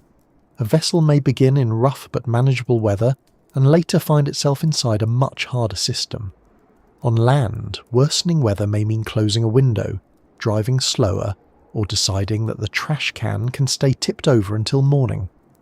On a freighter, worsening weather means every sound matters, every movement of the ship matters, and every decision carries weight. The storm system affecting Lake Michigan was not a small local squall. It was part of a larger weather pattern moving through the region, with strong winds expected and gale conditions developing. On the Great Lakes, long open stretches of water allow wind to build waves over distance. The longer the wind blows across the water, and the greater the distance over which it blows, the larger and more organised the waves can become. This distance is called fetch, and Lake Michigan has plenty of it when the wind direction lines up with the length of the lake. That is one of the quiet dangers of Lake Michigan. It is a lake, yes, but the word lake can make people imagine something smaller and more manageable than it really is. Lake Michigan is hundreds of miles long. It gives wind enough room to do serious work. Strong wind over that much water can raise seas that would surprise anyone who thinks inland water must be polite. A Great Lakes wave can be steep, close, and heavy. It does not need ocean distance to cause trouble. It only needs the right wind, the right direction, and enough time. As the Bradley moved north, the crew had already prepared the ship for severe weather. Securing the unloading boom mattered. The boom was long, heavy, and part of what made the ship a self-unloader. In port, it was a tool. In a storm, anything that can move unexpectedly becomes a problem. Hatches mattered too. Cargo openings had to be secure. Water finding its way into places it did not belong could change a bad voyage into something much worse. So the crew did what crews do. They prepared, they checked, they secured, they made the vessel ready for what they expected. There is nothing careless in that image. There are men doing their jobs because weather is coming. It is easy after a tragedy to look backward and search for the one moment when everyone should have known. But real life rarely gives people a clean bell that rings and says, from this point forward, every ordinary choice is over. Most of the time, the change comes gradually. Men prepare for rough weather. The ship keeps moving. The weather gets rougher. They make another adjustment. The ship keeps moving. Each step seems connected to the last, until someone later looks back and sees the whole path leading to danger. The Bradley followed the Wisconsin shore for much of the passage before turning across Lake Michigan toward the northern route. This made practical sense. Staying nearer the lee of a shore, depending on wind direction, could help a vessel manage conditions. The route allowed the ship to make progress while not immediately taking the worst possible angle across open water. But a freighter cannot stay sheltered forever if its destination lies elsewhere. At some point, it must leave one line of protection and make the crossing required by the route. That later turn would matter. For hours, the Bradley moved in rising weather. The wind pushed over the lake, waves grew, spray blew across steel. The ship took the motion and kept going. A freighter that large does not dance lightly in a storm. It heaves, rolls, pitches, works, and vibrates. The movement is heavy and repeated. The hull climbs and falls. Water strikes the sides. The deck becomes a place where every step asks for care. Inside, objects shift unless they are secured. Men brace themselves without thinking. Even sleep, if it comes with the body still aware of motion. The crew filled the ballast tanks to the maximum practical condition as the wind increased. Ballast was one of the tools available to them. It gave the ship more weight and helped her ride better. But ballast is not a cure for a gale. It does not shorten waves. It does not change the wind. It does not repair hidden weakness in steel. It only helps the vessel meet conditions with the stability its design and current state can provide. By the afternoon of November 18th, the storm had become much more serious. The wind was reported at about 65 miles per hour by around 4 p.m. That is not a brisk breeze. That is wind strong enough to make the lake ugly and physically demanding. Remembrance accounts describe waves around 25 feet, which on the Great Lakes means steep walls of water coming in hard intervals, not long rolling swells spaced comfortably apart. A 25-foot wave does not have to look like a neat number when you're in it. It appears as water rising above the deck line, as a horizon that vanishes, as a heavy lift under the hull, as a drop that follows too soon. Numbers are useful later. They help us understand scale. But to the men aboard, the storm was not a chart or a report. It was noise, motion, cold, pressure, and work. Still, accounts say the Bradley was riding the seas without any clear sign of the failure to come. That detail makes the story more unsettling, not less. If the ship had been obviously falling apart all day, the disaster would feel different. The men might have had more warning. The situation might have unfolded with clearer stages. Instead, the vessel was in severe weather, but she was still acting enough like a working ship that there was no obvious moment when everyone could say, "The hull is about to break." The lake was bad. The ship was taking it. That combination was not unusual enough to stop the minds of experienced sailors in their tracks. A following sea can be especially deceptive. When waves come from behind, they lift and push the ship forward. The motion may be uncomfortable and dangerous, but it can also let a vessel make good progress. The ship may seem to be running with the weather rather than fighting directly against it, but the forces are still there. A longship can be lifted at the stern while the bow falls away, then lifted at the bow while the middle lacks support, then twisted as the wave angle changes. The motion works through the hull. Each wave is temporary, but the repeated strain is not meaningless. The Bradley had been working for more than 30 years. She had carried heavy cargo through many seasons. The problem with long service is not that one trip becomes too heavy to understand. It is that thousands of earlier loads and storms may have left marks that cannot be seen easily.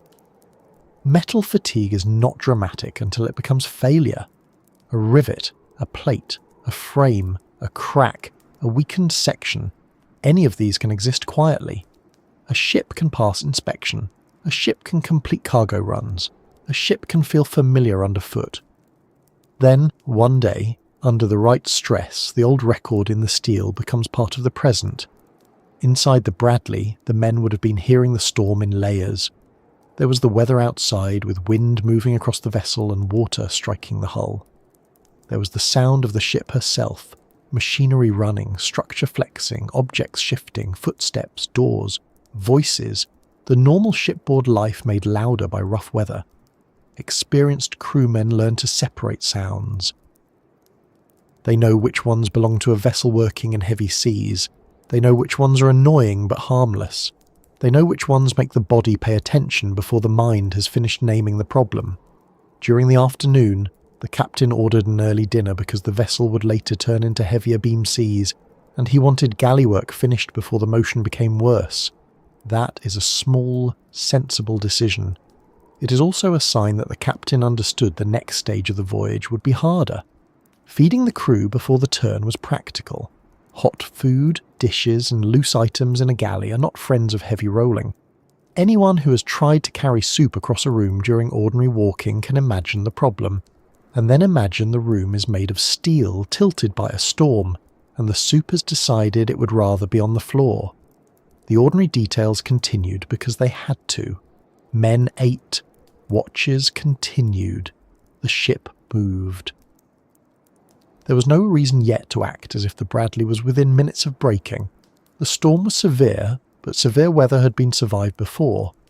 That fact can comfort people in the moment and trouble them afterward.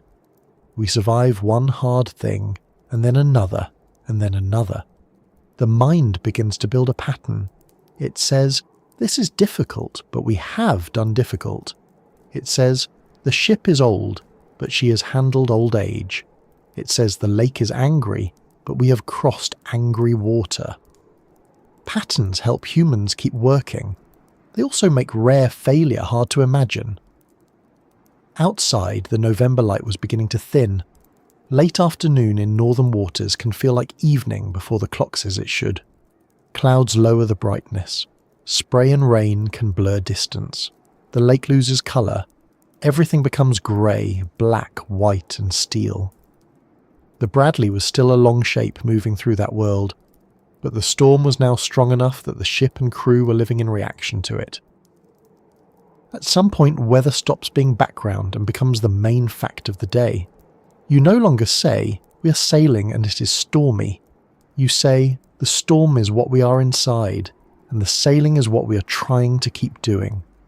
That shift may be hard to name when it happens, but it changes the mood aboard a vessel. Conversations get shorter. Movements become more deliberate.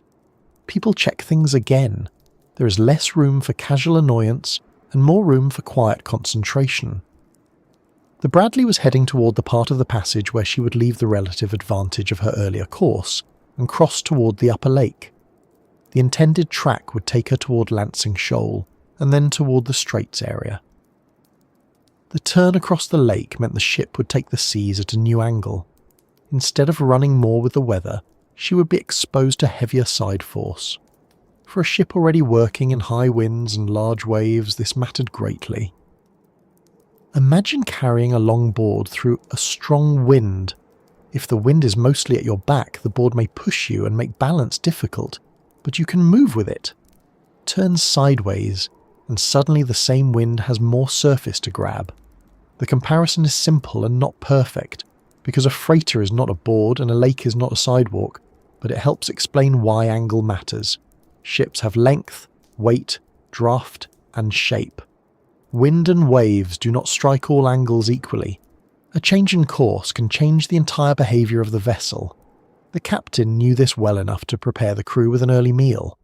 The men knew it too. In the practical way sailors know such things. They would have expected heavier rolling. They would have expected a rougher ride. They may not have expected danger beyond what they had already accepted, but they expected discomfort and work. The storm had now fully woken. It had moved from forecast to fact. The lake was not only rough, it was producing the kind of conditions that tested both seamanship and structure. At 65 miles per hour, wind can tear spray from wave tops and drive it sideways. It can make communication harder. It can turn exposed deck work into a dangerous task. It can press against a high-sided freighter and add force beyond the waves themselves. The Bradley, light but ballasted, had to meet this with her hull, her machinery, and the skill of the men aboard. And still she continued. That is one of the details that keeps returning. The ship continued. Not because the storm was mild, not because the men were foolish, not because danger was absent. She continued because she was a working vessel in a difficult but familiar world, and nothing had yet happened that made the final outcome clear. The line between manageable and fatal had not announced itself. The ship was moving through heavy seas, and for a while, heavy seas were simply heavy seas. On shore, people could not feel the exact motion of the Bradley. They could hear wind, they could read reports, they could look out at rough water close to land and imagine the lake farther out. But they were not inside the vessel. That separation is part of the pain of maritime disasters. Families can worry, but worry does not give them information. They can hope, but hope does not change wave height. They can trust the men and the ship, but trust travels poorly through a gale. It reaches the shoreline and waits there. A storm on a lake also changes rescue before rescue is even needed. When wind and waves are that strong, every potential helper is also fighting the same conditions. Other vessels nearby may not be able to move quickly. Coast Guard boats may launch into danger. Distance becomes longer because each mile must be earned against water and wind. A ship in trouble during calm weather is in trouble. A ship in trouble during a November gale is in trouble inside a larger problem that slows every answer. At this point, the Bradley had not yet sent the distress call that would bring help toward her, but the storm was already creating the terms under which any help would have to come. That matters. Disaster is not only what happens to the vessel, it is also the environment that decides whether rescue can reach people in time. The men aboard were still in their places. Captain Brian still had command. The crew still had duties. The vessel still had motion and power. Dinner had been served early. The gear was secured. The ballast tanks had been filled as far as practical. The Bradley was preparing to take the weather on a harder angle. Everything that could be done in ordinary seamanship was being done, or had been done, as far as the record allows us to know. But the ship was also carrying her whole history with her. Every season, every load, every hard sea. Every repair delayed until winter. Every section of structure that looked sufficient until it was asked for too much. A storm does not need to be the only cause to be the final test.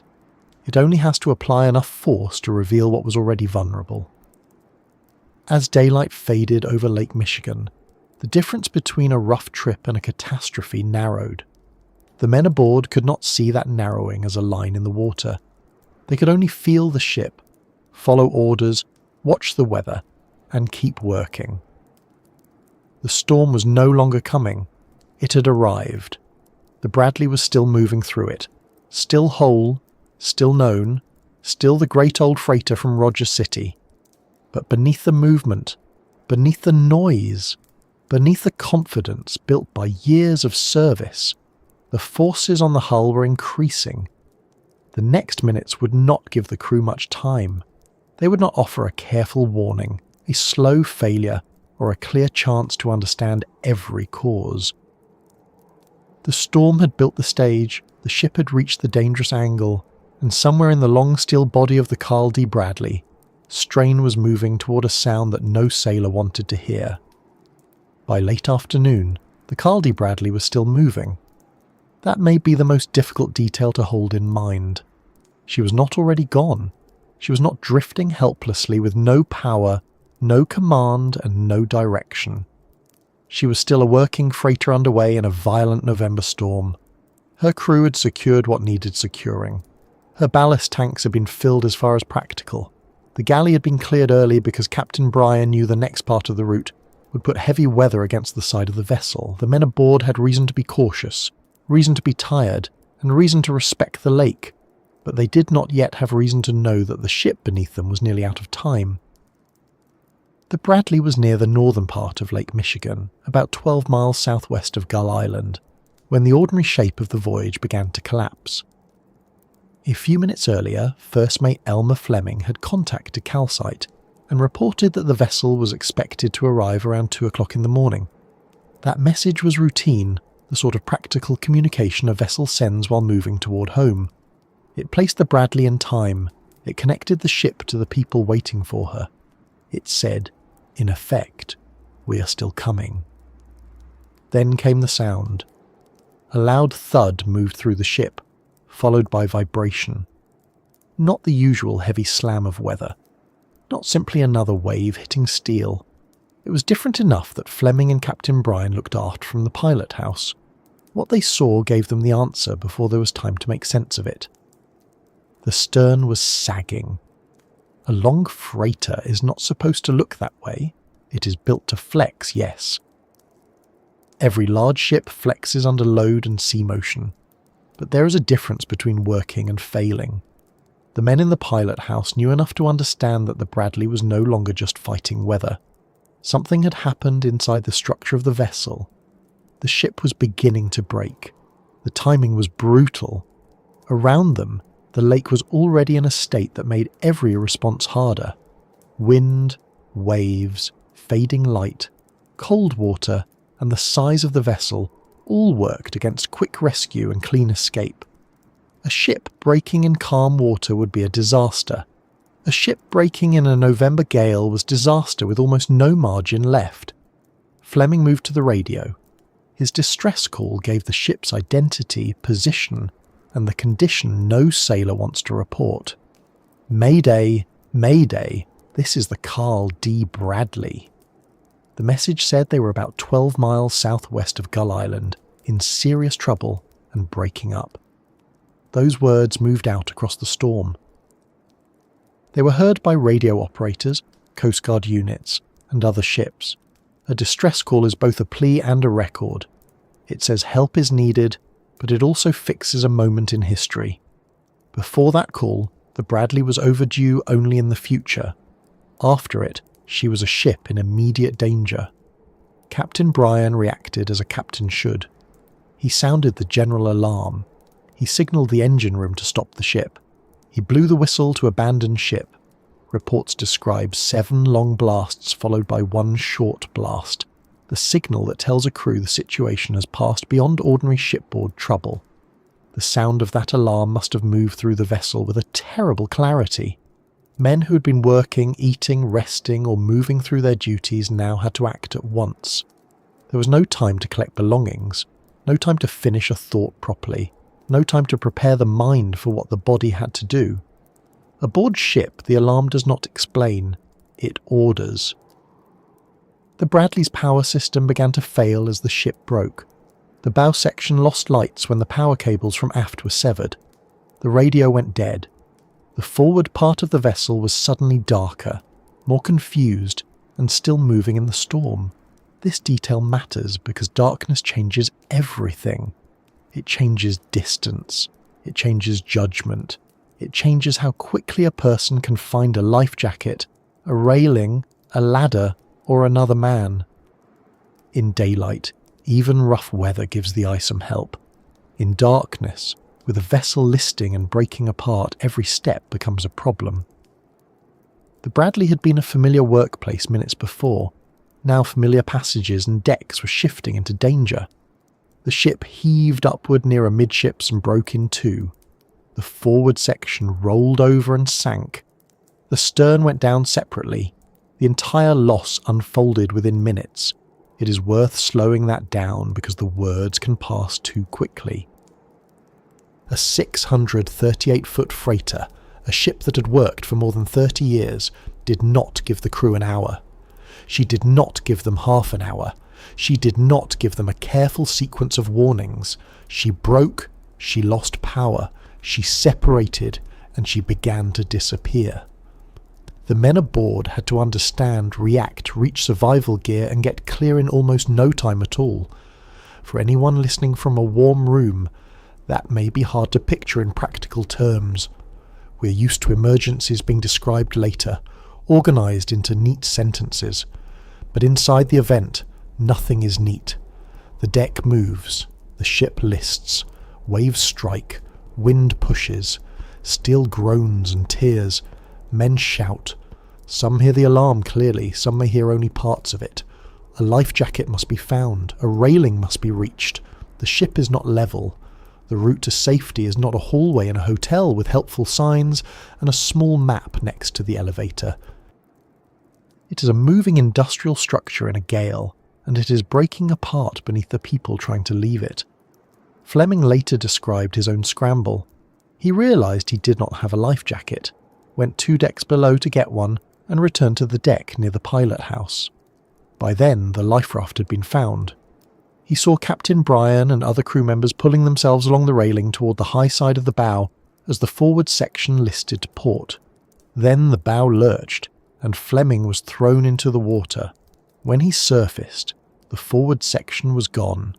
That sequence shows how little control remained. Fleming was an experienced officer. He knew the vessel, knew the emergency, and still had to fight simply to get a life jacket and move through the failing ship. The list of the bow was severe enough that men were pulling themselves along the railing. The deck was no longer a place to walk. It was a tilted surface in wind, water, and darkness. Frank Mays, the young deck watchman who would later become the last living survivor, remembered the break in direct physical terms. In a recorded interview, he described a bang, shaking, another bang, and the sight of the stern appearing and disappearing as the vessel came apart. He said she broke underneath like a hinge. That image is simple and terrible. A hinge bends where something should remain whole. It suggests motion where there should be strength. It suggests the 2 parts of the ship no longer moving together as one body. For a crewman standing on that vessel, the sight would not have been an engineering diagram. It would have been the sudden knowledge that the ship had become 2 pieces of danger. The Bradley carried 1 life raft stored forward and 2 lifeboats stored aft. That arrangement became a serious problem once the vessel broke. The men in the stern section tried to launch the lifeboats, but the conditions and the angle of the ship made it impossible. 1 lifeboat became tangled in cables, another hung at an angle that made boarding or launching it impossible. This is one of the cruel details of the sinking. Survival equipment existed, but existence is not the same as usable access. A lifeboat on a stable ship is one thing. A lifeboat on the stern of a freighter breaking apart in heavy seas is another. A cable can tangle. A davit can become useless. A boat can hang at the wrong angle. The men might be only yards from equipment designed to save them and still be unable to use it. The life raft stored in the forward section became the only real chance for the few who reached it. It was not a modern enclosed survival craft. It was a raft, open to the weather, exposed to waves, better than the water but not safety in any comfortable sense. A raft in a gale is not a rescue. It is a place to continue surviving until rescue can arrive. 4 men reached it. Elmer Fleming, Frank Mays, Dennis Meredith and Gary Strzelecki. The number is small enough to say in one breath, but it holds 4 complete lives. 4 men out of 35. 4 men thrown into cold water, lifted by waves, battered by wind, and forced to climb onto a raft that itself would not stay steady. The lake was not finished with them. Reaching the raft only moved them into the next fight.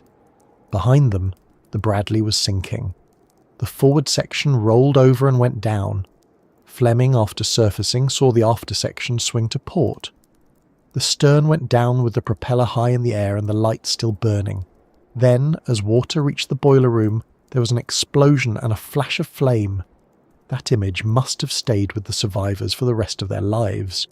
The stern of the Bradley, lit in the storm, rising at an angle, the propeller exposed, then plunging. It is one thing to know a ship has sunk. It is another to see the part of a vessel where men had worked, eaten, sweated, complained, and lived suddenly stand out against the dark water before it vanishes. A German cargo vessel, the Christian Sartori, witnessed parts of the sinking from several miles away. Its crew saw lights go out on the forward part of the Bradley while the after section remained lit. Then the afterlights disappeared too. They later saw flame and smoke, leading them to believe there had been an explosion. From the Sartori, the event must have looked unreal. A large freighter on radar and in sight, then lights failing in sections, then fire in the storm, then nothing clear enough to save immediately. The Sartori altered course toward the Bradley, but the weather was so severe that covering the few miles between them took far too long. That is another hard truth of maritime rescue. Help can be near and still not be near enough.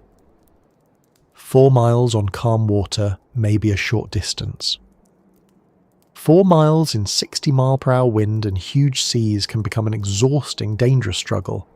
A ship trying to assist must keep itself afloat too. It cannot simply leap across the water because lives depend on speed. The lake decides how fast help can move. The Coast Guard also began responding. The call had been heard, and units on the Great Lakes were alerted. The cutter Sundew, based at Charlevoix, was ordered out into the storm. A 36-foot motor lifeboat also attempted to follow, but the conditions were so violent that it was ordered back. The reasoning was practical and grim. Rescuers did not need to become another search case. That old Coast Guard saying is often repeated because it carries the truth of the job. They have to go out, but they do not have to come back. It sounds dramatic until a person imagines the actual boat, the actual crew, the actual waves, and the actual families of the rescuers. Then it stops sounding like a slogan and starts sounding like a burden. At the place where the Bradley had been, there was no ship left on the surface. There was water, wreckage, darkness, wind, and a few men on an open raft. The rest of the crew had either gone down with the vessel, been trapped in sections that sank too quickly, or entered water too cold and violent to survive for long. Cold water does not work slowly in a comforting way. It takes heat from the body far faster than cold air. It makes muscles weak. It makes fingers clumsy. It makes breathing difficult. It makes thinking harder. Add waves that repeatedly throw men from a raft, and the struggle becomes not only against cold, but against exhaustion. The body must keep returning to the same task. Hold on, climb back, grip the raft, keep breathing. Do not let the next wave take you away. Mays later recalled that the raft capsized and that he was thrown into the water. He struck the raft with his arm while trying to swim and managed to get back to it. The men climbed aboard and were thrown off again by the waves. Eventually Mays and Fleming managed to deploy the sea anchor, which helped the raft ride more steadily, though not safely in any easy sense. There is nothing glamorous about that kind of survival. It is not clean courage with stirring music behind it.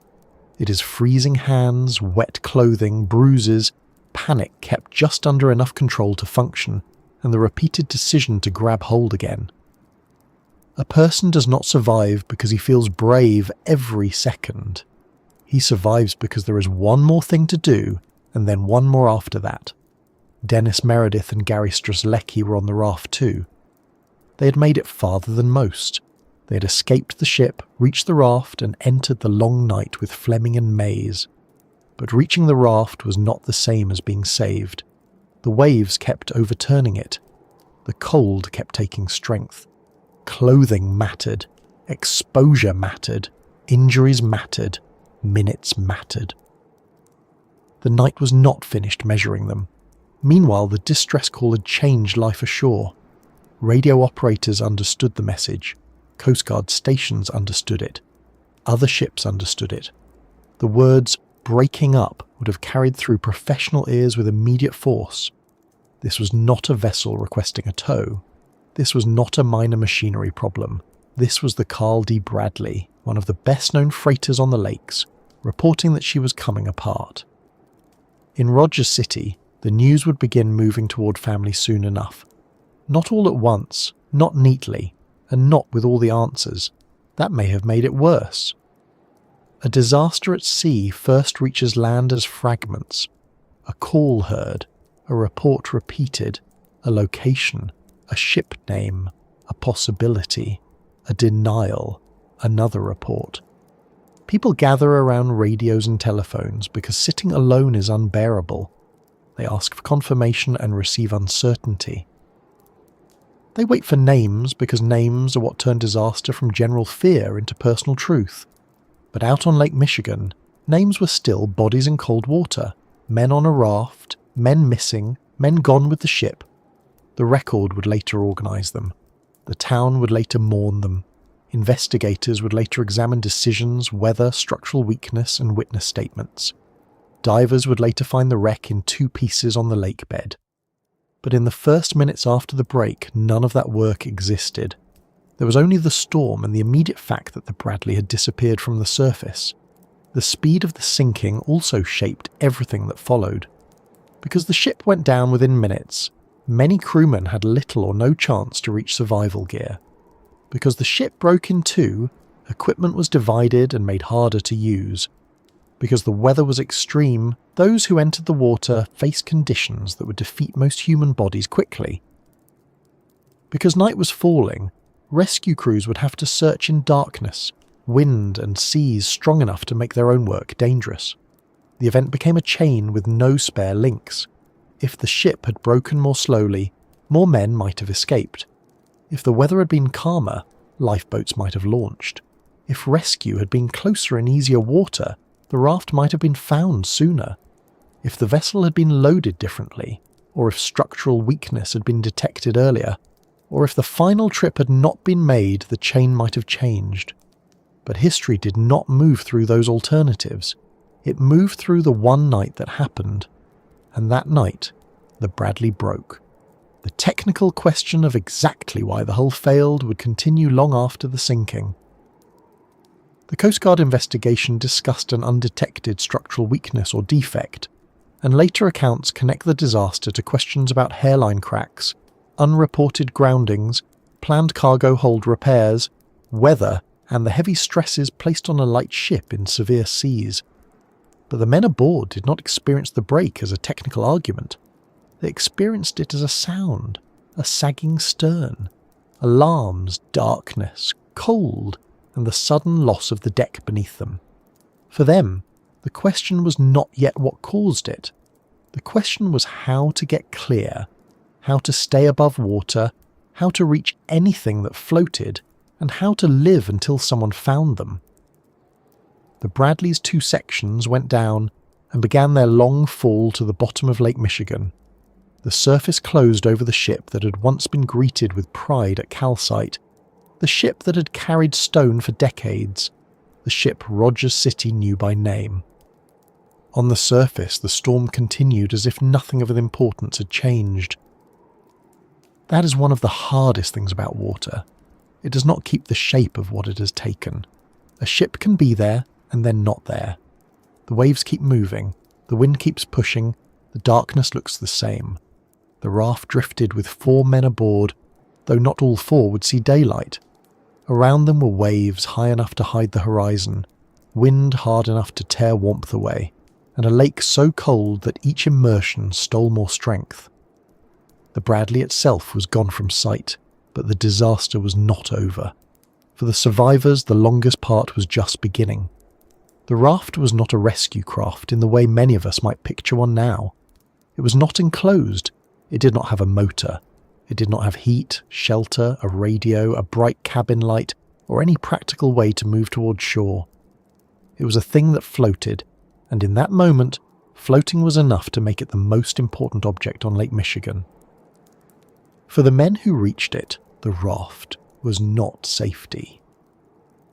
It was a chance to remain alive while everything else was taken from them. The Bradley had disappeared into the lake with terrible speed. One moment there had been a ship under their feet, a ship with engines, rooms, tools, lights, a galley, ladders, railings, and men shouting through the storm. Then there was wreckage, cold water, darkness, and a raft being thrown by waves. The difference between being aboard a great steel freighter and being on an open raft in November water was not a gradual adjustment. It was immediate. The men had gone from a workplace to exposure in a matter of minutes. Frank Mays was 26 years old. Elmer Fleming was 43. The two men were separated by age and rank. But on the raft, those differences mattered less than warmth, grip, breath, and the ability to stay awake. Mays had been a deck watchman. Fleming had been first mate. They knew the ship in different ways, but both understood the lake well enough to know that the night ahead would not be gentle. The Bradley was gone. The raft was small. Rescue had to come from somewhere else, and until it did, the only task was to keep living. Dennis Meredith and Gary Strzelecki reached the raft too. That fact should not be passed over too quickly. They had escaped the sinking ship. They had found their way through water, waves, darkness, and wreckage to the same small chance. In another version of the night, in calmer water or warmer air, or with rescue closer at hand, that might have been enough. On this night it was not.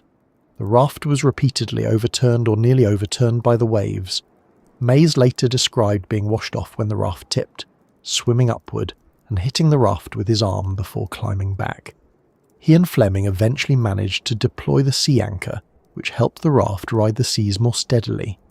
A sea anchor is not an anchor that grips the bottom.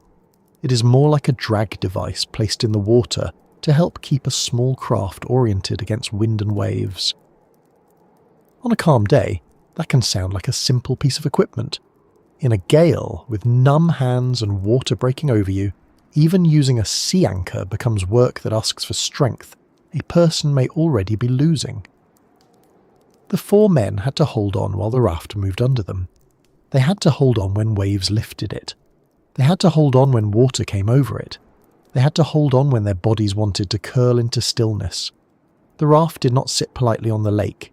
It was carried, twisted, slapped, and tipped. Each wave could throw a man into the water, and every fall into the water took more heat from the body. Cold water changes survival quickly. It makes the first breath hard, it weakens hands, it slows movement, it makes a person clumsy just when clumsiness becomes dangerous. A hand that cannot close properly may fail to grip a rope. A leg that cannot kick strongly may fail to push a body back to the raft. A mind that grows tired may begin to accept what it must not accept. The body in cold water does not negotiate for long. It gives warnings, then it takes abilities away. The air above the lake was also cold, and the water was near 40 degrees Fahrenheit, according to a contemporary time account. The same account describes the men huddling together, trying to share body heat, and Fleming urging Meredith not to sleep as Meredith weakened. That detail is one of the most human in the entire disaster. Fleming was not commanding a ship anymore. He was trying to keep another man conscious on a raft. The words were simple because there was no room for complicated speech. Stay awake, move your legs, do not go to sleep. Those words matter because in cold exposure, sleep can feel like relief. That is part of its danger. A person who is freezing may become confused, tired, and strangely willing to stop fighting. From the outside, staying awake sounds easy. Anyone lying warm in bed has probably spent at least one night annoyed that sleep would not arrive. But on that raft, sleep was not a soft inconvenience. It was a door that might not open again. The men tried to use the signal flares from the raft. They knew a rescue ship might be searching.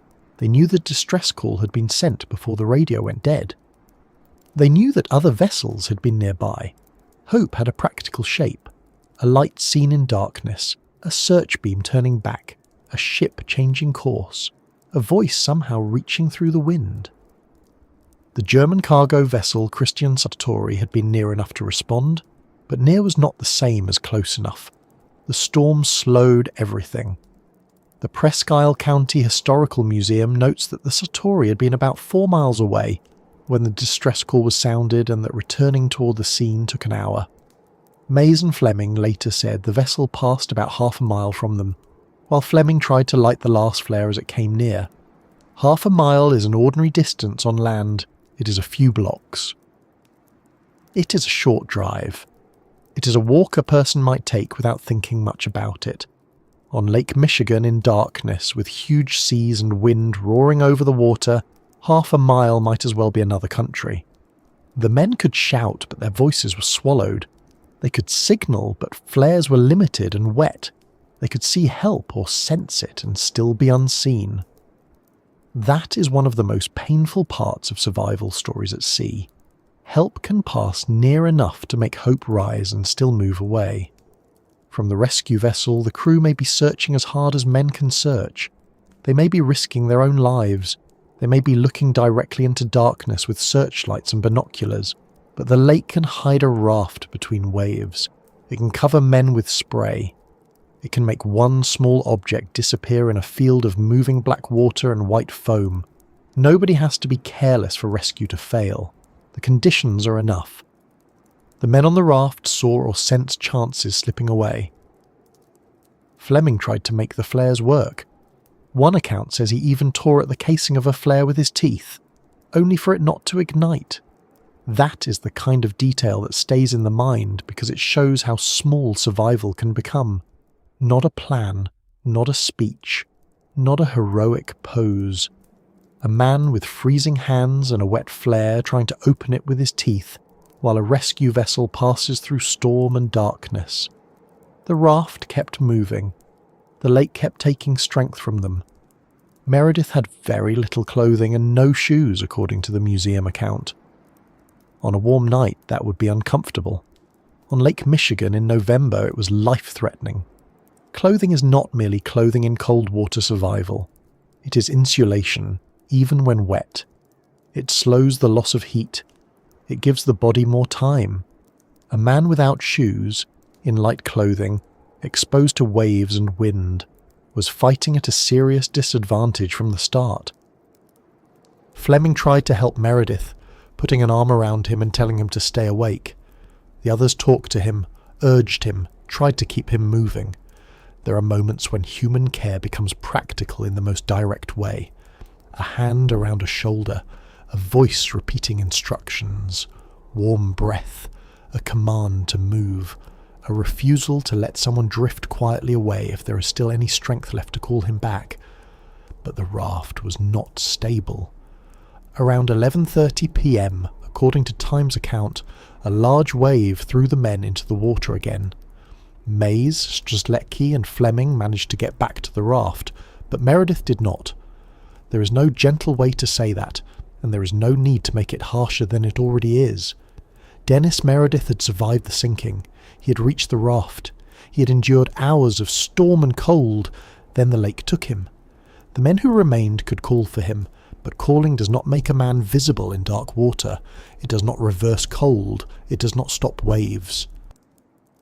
It does not give strength back to a body that has used too much of it. After Meredith was gone, there were 3 men on the raft: Fleming, Mays, and Strzelecki. The night was not even close to over. Time on the raft must have changed in strange ways, but not in any soft or dreamy sense. It was measured by pain, waves, attempts to stay awake, and the hope of daylight. Fleming later said he was glad he could not see his watch, because he feared the hours that seemed to have passed might only be minutes. That is a very clear kind of fear. Not fear of the storm alone, but fear of how much night remained. A person can endure almost anything for 1 more minute. The question is, how many 1 more minutes are left? Mays later remembered having no doubt that someone would find them if they could last through the night. He said he prayed constantly and became frightened when he noticed ice forming in his hair and ice on his jacket. He lay face down on the raft and gripped its sides with his hands. That position tells the story plainly. Face down, hands gripping, not looking around in comfort, not waiting in a neat seated posture, holding on because the body had one job left. Fleming, Mays and Strzelecki worked to stay conscious. They spoke to one another. They counted. They used whatever words were available. In cold and exhaustion, language can become strange. People may repeat things, pray, talk nonsense, or speak only to prove they are still awake. It does not need to be meaningful in the usual way. It only needs to keep the mind engaged enough to resist the heavy pull of sleep. Strzelecki weakened as the night went on. Fleming urged him not to give up, warning him again and again not to sleep. Time's account describes Strzelecki slipping partly from the raft and the others, too exhausted to pull him fully aboard, holding him for more than an hour before he slipped away. That detail is hard because it shows the limits of strength, even when the will to help remains. Fleming and Mays did not let go because they did not care. They were nearly spent themselves. Their hands, arms and bodies had been through freezing water, repeated capsizing, hours of exposure, and the steady violence of the storm. Wanting to save someone and having the physical power to do it are not always the same thing. Gary Strzelecki had also survived the sinking. He had reached the raft. He had endured for hours. Then he too was gone. By then, the raft held only Fleming and Mays. 2 men out of 35. 2 men where 4 had been. 2 men where an entire ship's company had existed only hours earlier. The lake had become quieter than at its worst, but quiet is a relative word in that situation. The men were still cold, still wet, still far from rescue, still on a raft with no power, still unable to decide where the wind and water would take them. Dawn had not yet delivered safety. It had only become something they could hope for without being certain they would reach it. The Coast Guard cutter Sundew had been searching through the night. The museum account says the Sundew reached the Bradley's last reported position, around 10:45 p.m, and searched with a searchlight as seas grew and winds increased. The Presque Isle County Advance notes that the Sundew raced to the disaster area, searched all night, and that at one point a searching vessel passed close enough that the survivors could see it, but the wind and sea made their shouts useless. Think about that from both sides. On the raft, men see a searching vessel and try to be found. On the vessel, the crew searches a dark, violent lake for something low in the water, something that may appear only for a second between waves. The rescuers do not know exactly where the raft has drifted. They do not know how many are alive. They do not know what debris is a raft, what is a tank, what is wreckage, and what is only a trick of foam and searchlight. The storm turns rescue into a problem with too many moving parts. Daylight finally came. For most of us, daylight is ordinary. It comes every morning without deserving applause. On the raft, daylight meant visibility. It meant a better chance of being seen. It meant the night had not killed them. It did not mean they were safe yet, but it changed the terms of survival. The dark had hidden them. Light might reveal them. Mays and Fleming were seen and rescued by the Coast Guard cutter Sundew the next morning. Interlochen Public Radio reports they were found covered in ice, about 15 hours after the Bradley sank. Other accounts place the rescue near High Island, some distance from the sinking site, after the raft had drifted through the night. When rescue finally came, it did not erase the night. It ended one part of it. Fleming and Mays were taken aboard, exhausted, injured by exposure and struggle, but alive. Medical personnel cared for them while the search continued. The Coast Guard and other vessels still had to look for others, because the duties of rescue do not end at the first success. But the simple fact had now become clear. Out of the Carl D. Bradley's crew, only 2 men had survived. There is a temptation to make survival sound triumphant, because we want some kind of relief after so much loss. Fleming and Mays were alive, and that mattered deeply. Their survival gave families, investigators, and history something direct from the night itself. Without them, the break of the Bradley might have remained far more uncertain. Their accounts became part of the evidence. Their memories helped confirm that the ship had broken in 2 on the surface. Their voices carried the final minutes of the ship into the world of the living, but survival came with a cost. They had watched the ship go down, they had heard men in the water, they had shared a raft with Meredith and Strzelecki and then lost them. They had spent the night waiting to be found while ice formed on their bodies. They had come back carrying what 33 others could not speak.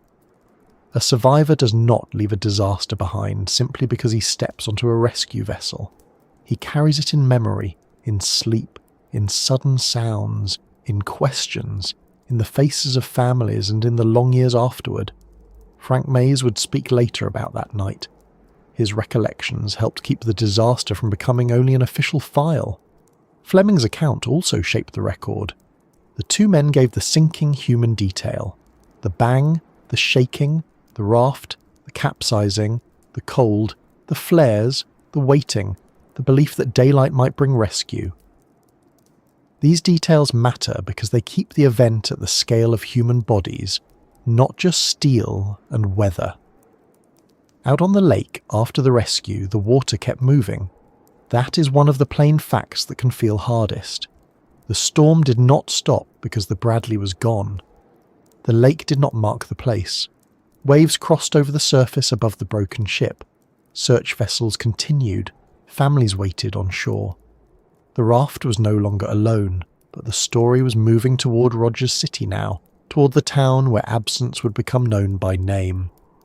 The two survivors had come through the sea of darkness, but they had not come through into a world that could simply return to normal.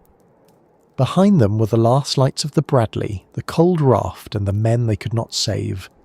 Ahead of them were questions, investigations, funerals, memorials, and a community that needed to know who was alive, who was missing, and what had happened to the ship they had trusted for so many years. The rescue of Elmer Fleming and Frank Mays did not end the night. It ended their time on the raft, and that was no small thing.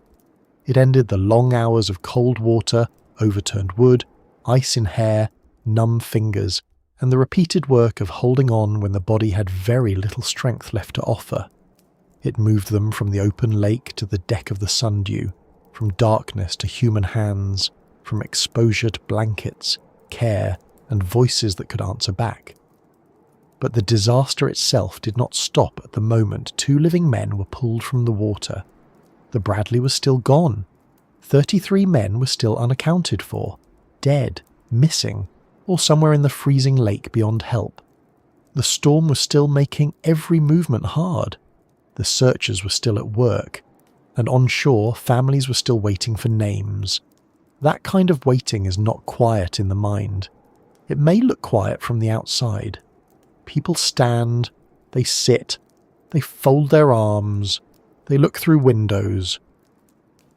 They ask the same questions because there are no better questions to ask. But inside, waiting becomes loud. Every sound might be news. Every telephone ring might change a life. Every approaching car might carry someone who knows more. Hope and fear take turns standing too close to each other. When the Bradley's distress call went out, it did not arrive on land as a complete story. Disasters almost never do. They arrive in pieces, a ship in trouble, a position, a mayday, a report that she was breaking up. Silence after the radio failed. A vessel nearby trying to reach her. Coast Guard units heading out. No firm list of survivors. No complete count. No certainty about who had gone down, who had found a raft, who had been seen, who might still be alive. The human mind wants a finished sentence. That night gave families fragments. The German cargo vessel Christian Sartori had seen enough to understand that something terrible had happened. Her crew had watched the lights go out on one part of the Bradley, while the after section remained lit, then saw the remaining lights vanish, and later saw flame and smoke in the storm. The Sartori turned toward the scene, but the weather was so severe that the few miles separating the ships took about an hour and a half to cover. That detail is worth sitting with because it shows how cruel distance can become on water. 4 miles is not much when said in a warm room. It is a quick drive, a short errand, a number easy enough to forget. But in a gale on Lake Michigan, 4 miles can become a long grinding fight. The Sartori had power, crew, and purpose. It did not lack the will to help, but it had to move through the same storm that had just swallowed the Bradley. The lake made urgency slow. The Coast Guard responded as quickly as the conditions allowed. The cutter Sundew left Charlevoix and headed into the open lake. A smaller motor lifeboat also tried to follow, but it was ordered back because the seas were throwing it so violently that it risked becoming another emergency. That decision may sound cold if heard without context, but it was not cold. It was practical. Search and rescue always carries a hard balance. You go because lives may be saved. You also protect the rescuers because a small boat lost in the same storm would only add more families to the waiting. The Sundew moved out into conditions that were punishing even for a cutter. The Presque Isle County Historical Museum's account describes visibility at about 75 to 100 feet, with waves around 20 feet at first, winds from the south, southwest at 50 to 55 miles per hour, and gusts up to 65 miles per hour. As the search continued, seas grew to around 25 feet, and the wind increased. The Sundew reached the Bradley's last reported position around 10:45 p.m. and began searching with a searchlight. A searchlight sounds powerful until you imagine it aimed across a lake like that. The beam moves over black water, over white spray, over waves that rise and fall like walls. 1 second, it may catch something. The next second, that object is gone behind water. A raft sits low. A body in a life jacket rises and disappears. Wreckage may look like a person until the light reaches it properly. A person may look like wreckage until the beam has already passed. The storm did not only make survival difficult, it made seeing difficult. It made certainty difficult. The crew of the Sundew searched through rough seas that threw their own vessel hard enough to make movement aboard dangerous. The museum account notes that the cutter rolled heavily, that some crew members tied themselves to mess tables to avoid injury, and that water got into places it did not belong. The radio room had trouble because water sloshed in. The ship rolled more than 50 degrees at times. That is not a comfortable angle. That is the kind of roll that turns ordinary objects into hazards and makes even standing feel like a negotiation with gravity. The searchers were not spectators. They were inside the same violent weather, trying to find men who might already be beyond help. During the night, families and friends began driving from Rogers City and nearby communities to Charlevoix, the place where survivors might be brought ashore. They lined the beach with car headlights while waiting. It is one of the most painful images in the story because it is so ordinary and so desperate at the same time. Cars on a beach, headlights facing the water, people standing near them, watching, waiting, needing the darkness to give something back. There is no grand speech in that image. It is not heroic in a polished way. It is simply what people do when sitting at home becomes impossible. They go toward the place where answers might arrive. They bring their fear with them. They stand in coats. They look toward the Black Lake. They wait for a cutter, a message, a name, a face, a mistake in the report, anything that might let hope remain alive for one more minute. Charlevoix itself became part of the disaster, not because the Bradley belonged there, but because rescue had to pass through it. People in town understood something dreadful had happened. Coast Guard wives watched the Sundew go out and must have felt the second layer of fear that comes when rescuers enter danger. Families from Rogers City arrived with their own dread. Local officials, medical workers, Coast Guard personnel, and ordinary citizens became part of the long process of receiving the living and the dead. This is what a maritime disaster does to shore. It extends itself inland. The ship may sink miles away, but the consequences come ashore wet, cold, and unfinished. A dock becomes a waiting room. A city hall becomes a place for identification. A hospital becomes a place for survivors. A road becomes a line of cars driven by people who do not know whether they are about to be relieved or broken. At daybreak, the search widened. Other commercial vessels joined, and Coast Guard air and surface units continued searching. Daylight helped, but it did not make the lake gentle. It only gave searchers a better chance to distinguish raft from wreckage, body from debris, empty water from something that had to be approached. The storm had spent the night scattering evidence. The Bradley had not left a neat circle on the surface. Wreckage drifted. Bodies drifted. The raft drifted. Everything moved because water does not hold still for grief. At 8:37 in the morning on November 19th, the Sundew found the forward life raft about 15 hours after the sinking and about 15 nautical miles from the disaster site. Fleming and Mays were alive on it. They were covered in ice, exhausted and badly affected by exposure, but they were still breathing. That moment must have brought a shock of relief to the rescuers, even as they understood how much loss remained around them. 2 men alive, 2 men who could speak, 2 men out of 35. For Fleming and Mays, being pulled aboard did not mean they were suddenly well. A body that has spent hours in cold, wet exposure cannot simply return to normal because hands have lifted it from a raft. They needed medical attention, they needed warmth, they needed time. They also carried information the world needed, though asking them for it too soon would have been its own kind of cruelty. They had seen the ship break. They had seen men on the raft die. They had heard the storm all night. They were survivors, but survival does not make the mind tidy.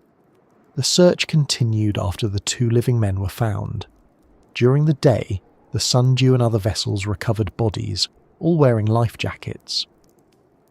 Historical summaries note that 17 more bodies were recovered during the day and brought to Charlevoix City Hall for family identification, while 15 men were never recovered. The museum account states that the Sundew found 18 bodies and that 15 remained missing.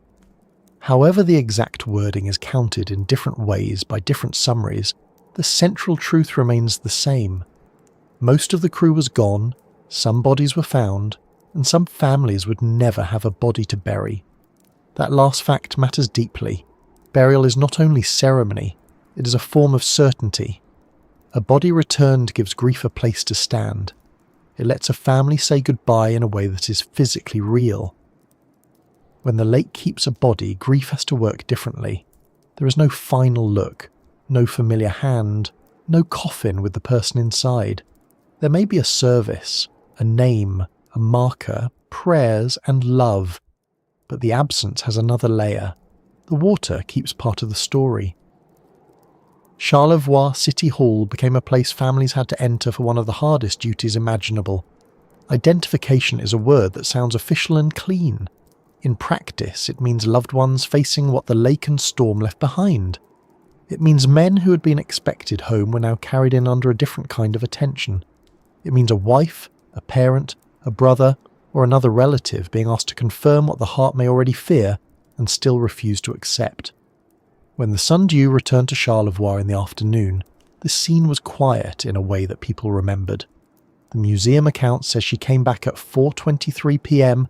with flag shredded and crewmen weary, while the city around the mooring area seemed eerily silent.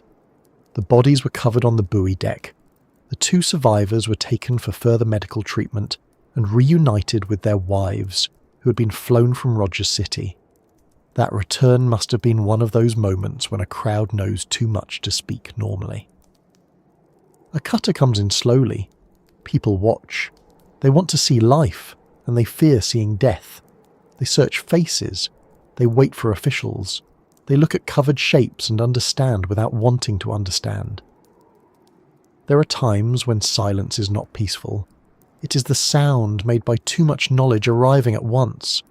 For Rogers City, the waiting didn't end in Charlevoix. It changed form. At first, families waited to know whether their men were alive. Then they waited to know whether bodies had been found. Then they waited for arrangements, funerals, official explanations, and the long process of living after the thing that should not have happened had happened. A town can move from shock to mourning, but not all at once. Shock protects people briefly by making reality feel distant. Mourning begins when that distance closes. The scale of loss was enormous for a town the size of Rogers City. Of the 33 men lost, 23 were from Rogers City. Historical summaries note that 23 women were widowed and 53 children were left fatherless, with 2 wives pregnant at the time of the disaster. These numbers are not decorative details. They explain why the Bradley's sinking was not remembered only as a Great Lakes shipping disaster. It was remembered as a community disaster. A big city can absorb loss unevenly. People who are not directly affected may continue with their day, perhaps saddened, perhaps curious, but untouched in practical life. Rogers City did not have that distance. The loss crossed households, churches, schools, workplaces and neighbourhoods. Children who had played together now shared a kind of absence. Women who had known each other as neighbours became widows together. Men who had worked in the same industry had to return to work under a changed sky. Teachers had to face students whose fathers were gone. Clergy had to say words over and over without letting them become empty. There is a particular difficulty when many people in one community suffer the same loss at once. Grief usually asks others to support the bereaved, but what happens when almost everyone is bereaved, directly or indirectly? Who comforts when the comforters are also hurt? In Rogers City, people did what small towns often do. They helped because help was necessary. They brought food. They watched children. They sat with one another. They made calls. They prepared services. They spoke when speech helped and stayed quiet when it did not. The ordinary forms of care became essential because no official report could keep a household running after a father was gone. The mass funeral at St. Ignatius Catholic Church for recovered victims became one of the visible moments of the town's mourning. Friends and relatives came in such numbers that, according to historical accounts, the population of the town nearly doubled during funerals and memorial services. But even a large funeral can only hold part of the loss. A service has a beginning and an end. Grief does not. After the prayers, after the visitors leave, after the flowers fade, there are still morning routines, bills, school shoes, empty rooms, and the long practice of not hearing the voice a person expects. The town also had to listen to explanations begin before grief had even settled. Newspapers reported early possibilities. Some people spoke of an explosion because witnesses had seen flame. Survivors said the ship broke in two. The Coast Guard inquiry began. Officials came to Rogers City and Charlevoix. Testimony was taken. Technical questions moved into the same space as fresh mourning. What failed? Why did the ship break? Should she have been out there? Did the storm alone take her? Or had something been wrong inside her steel long before November 18th? Those questions were necessary, but they were not gentle. Families needed answers, but answers could also reopen pain. A technical explanation does not bring a husband home. It does not tuck a child into bed. It does not replace income or guidance or ordinary laughter at a kitchen table. Yet without explanation, loss can become even harder to carry. People need to know whether disaster was unavoidable, preventable, misunderstood, or hidden. They need something more solid than rumour. The mind searches for cause because randomness feels unbearable. In the days after the sinking, the lake continued to hold part of the truth. The Bradley's wreck was not immediately available for easy inspection. She lay deep in cold water, far from the surface, broken or unbroken depending on whom one believed. The survivors said she had separated. Some early interpretations and later owner-sponsored survey claims would complicate that story for years. But in Rogers City, long before the underwater evidence was debated, people already knew the main fact. The ship was gone and the town had paid for it. The silence after a disaster is different from ordinary quiet. Ordinary quiet can be pleasant. It can be a room after supper, a sleeping house, a calm street under snow. The silence after the Bradley was a silence with names inside it. It followed people into church pews, schools, stores and kitchens. It appeared when someone almost spoke of a man in the present tense and then stopped. It appeared when a child asked a question adults could not answer easily. It appeared when the shipping season continued without the men who had been part of it. The lake itself remained there, unchanged in the most difficult way. Rogers City could not turn away from water. The industry, the quarry, the ships, the harbour, the identity of the place all remained tied to the Great Lakes. That is another burden of maritime communities. The thing that gives work and meaning can also take life.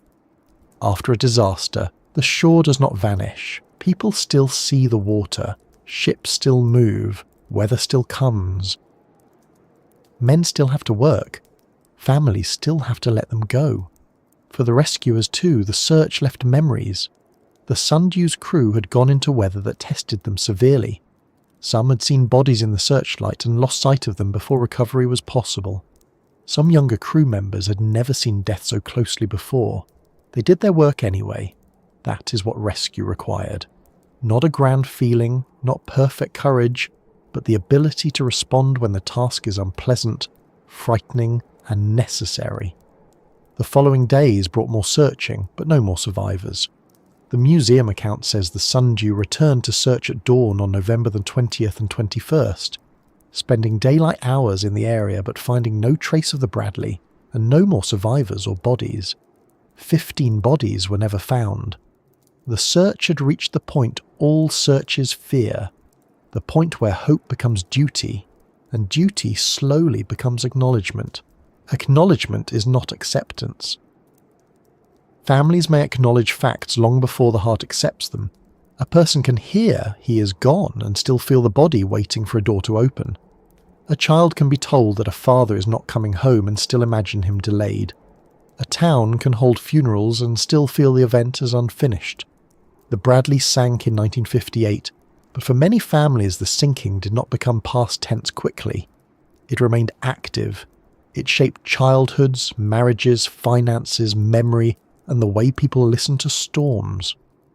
The town left waiting became a town left remembering. That remembering would not happen all at once. At first there was shock and practical need, then funerals, then investigation, then legal matters, then the long years when children grew, widows carried households, and the story settled into local history without ever becoming distant.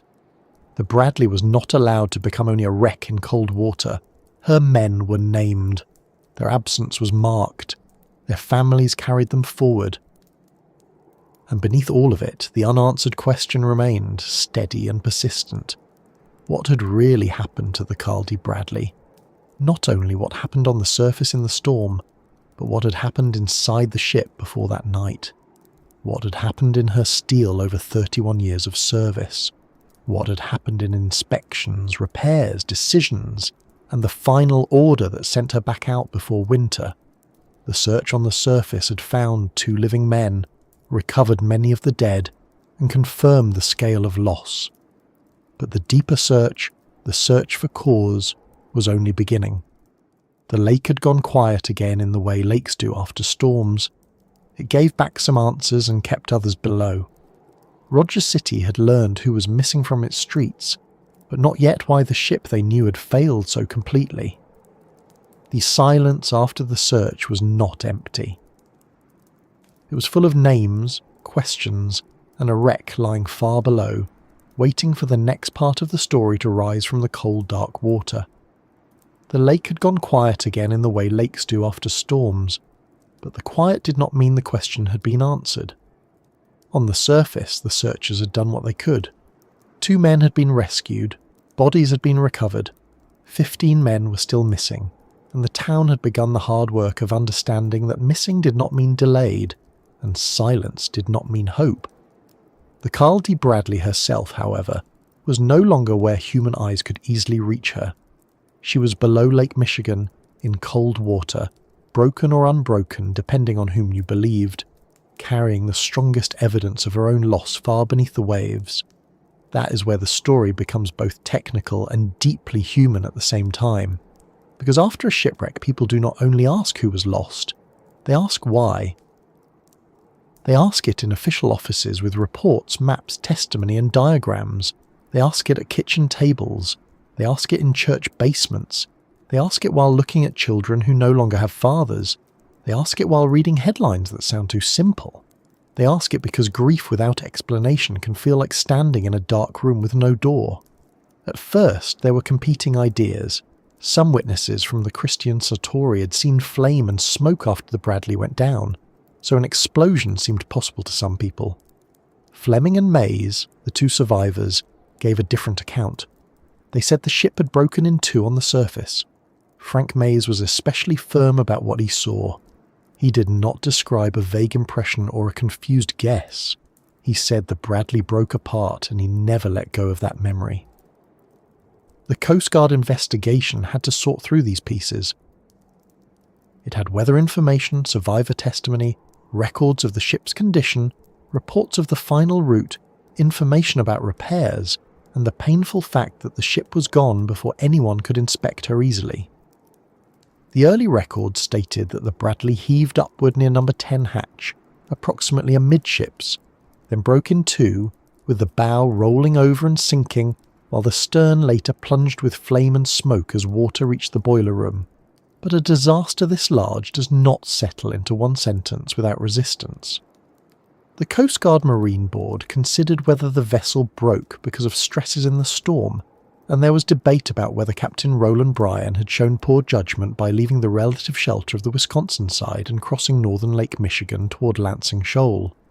Yet, the Coast Guard Commandant, Vice Admiral A.C. Richmond, did not accept every conclusion the board reached.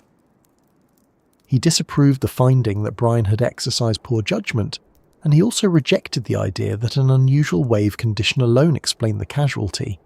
That is an important turn in the story. It does not make the storm harmless. It does not make the route irrelevant. It does not say the lake was gentle, because it clearly was not. It says the explanation had to go deeper than simply blaming a captain or a single unusual wave. The Bradley had been riding smoothly before the break, according to survivor descriptions and other testimony. The storm was severe, but severe weather was not unknown on the Great Lakes. The question was why this ship, on this day, failed so suddenly. The Commandant's reasoning turned toward the ship herself. The report pointed to hairline cracks discovered in the underside of the vessel amidships during dry docking in Chicago in May 1957. It also noted two unreported groundings in 1958 and the extensive renewal work planned for the cargo hold during the 1958 to 1959 winter layup, taken together with the fact that the Bradley broke and foundered under conditions that, while serious, should not have easily destroyed her. These factors led to the conclusion that she had developed an undetected structural weakness or defect. That phrase sounds formal, but it carries great weight. An undetected structural weakness or defect is not as dramatic as saying a monster wave took her. It does not make a neat campfire story. It means something had been wrong inside the steel, something not fully understood before the final voyage. It means the storm may have been the force that revealed the problem, but not necessarily the whole problem by itself. The Bradley had already lived a hard-working life. She had carried stone for more than 3 decades. She had been a large self-unloader, busy, useful, and heavily relied upon. The Coast Guard record noted that the trade followed by self-unloading vessels was extremely hard on them, because they loaded and discharged many more cargoes per year than conventional bulk freighters, used shallow water places more often, and spent considerable time near maximum speed in shallow rivers. That kind of work matters. A ship does not become weak simply because she's old, but years of heavy use create a long record in the metal. Every cargo load, every unloading cycle, every hard sea, every grounding, every repair, every winter layup, every season of bending and twisting becomes part of the vessel's life. A ship can look massive and still be vulnerable in hidden places. Steel does not complain in words. It complains through cracks, rivets, deformation, leaks, corrosion, and fatigue. And sometimes those complaints are not heard in time. The Coast Guard investigation found that during the 1957 to 1958 winter layup, repairs had been made in the cargo hold area, including replacement of deteriorated and loose rivets. It also found that the Bradley had been scheduled for extensive cargo hold renewal and tank top replacement during the 1958 to 1959 winter layup, work that was expected to increase her longitudinal strength by a moderate amount. That planned repair is one of the details that stays with you. She was close to getting attention. She was close to being opened up, renewed and strengthened. Close, of course, does not change what happened. A crack does not wait politely because a shipyard appointment is coming. The lake does not check the maintenance calendar. But to the families, to survivors, and to anyone looking back, the timing feels sharp. She was almost at the end of the season, almost ready for winter work, almost finished. The investigation also recorded that the Bradley had sustained bottom damage on 2 known occasions between May 1957 and the casualty, including one grounding in spring 1958 and another in early November 1958 near Cedarville. Those damages were not reported to the Coast Guard or to Lloyd's, and the Coast Guard record made clear that such events could have introduced unusual hull stresses. This does not prove one grounding alone caused the sinking. It does not give us a simple answer wrapped in a bow. It gives us a set of concerns that point in the same direction: hairline cracks, groundings, cargo hold deterioration, planned structural renewal, a vessel old enough and worked hard enough to deserve careful attention, a storm strong enough to test every weak place. The official answer, then, was not that the Bradley exploded first. It was not that one wave casually snapped a perfectly sound ship. It was not that the captain alone caused the disaster by one poor decision. The more careful answer was that she most likely broke because hidden structural weakness met severe weather and heavy hull stress. The storm was real. The lake was dangerous. But the ship appears to have carried a weakness into the storm before the storm ever touched her. Still, for years there was another problem.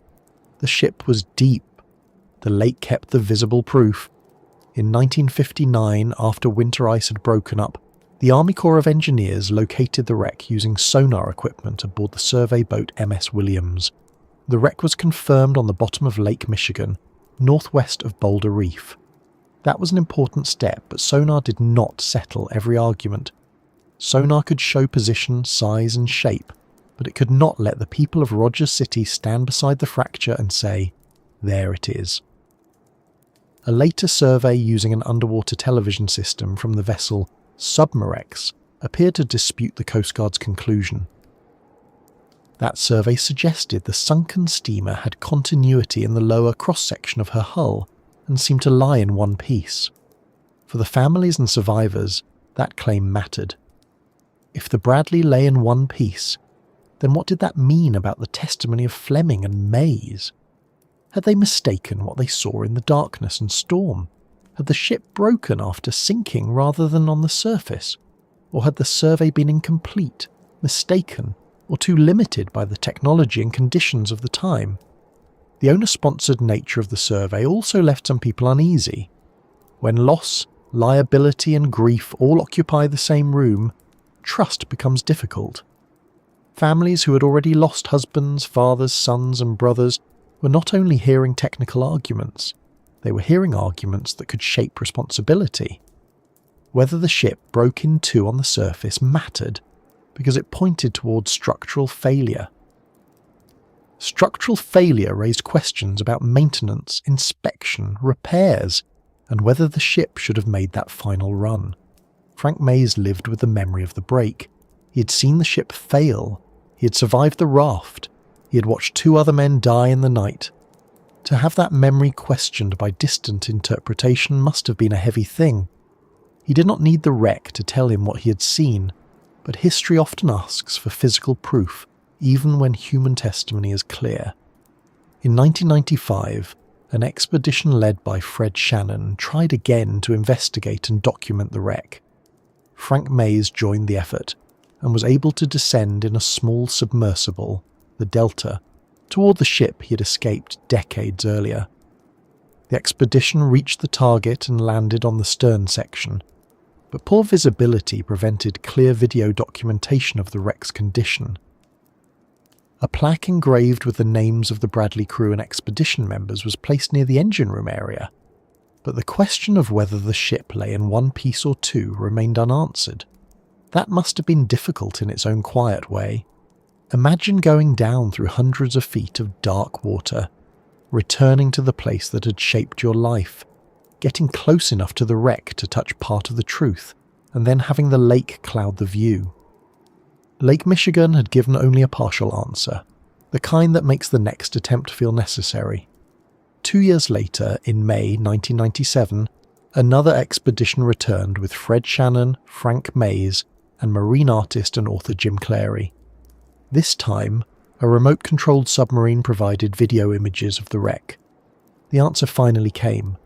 The Carl D. Bradley was found in 2 pieces on the bottom of a trench, about 370 feet below the surface. The 2 sections were upright, about 90 feet apart and almost in line with each other.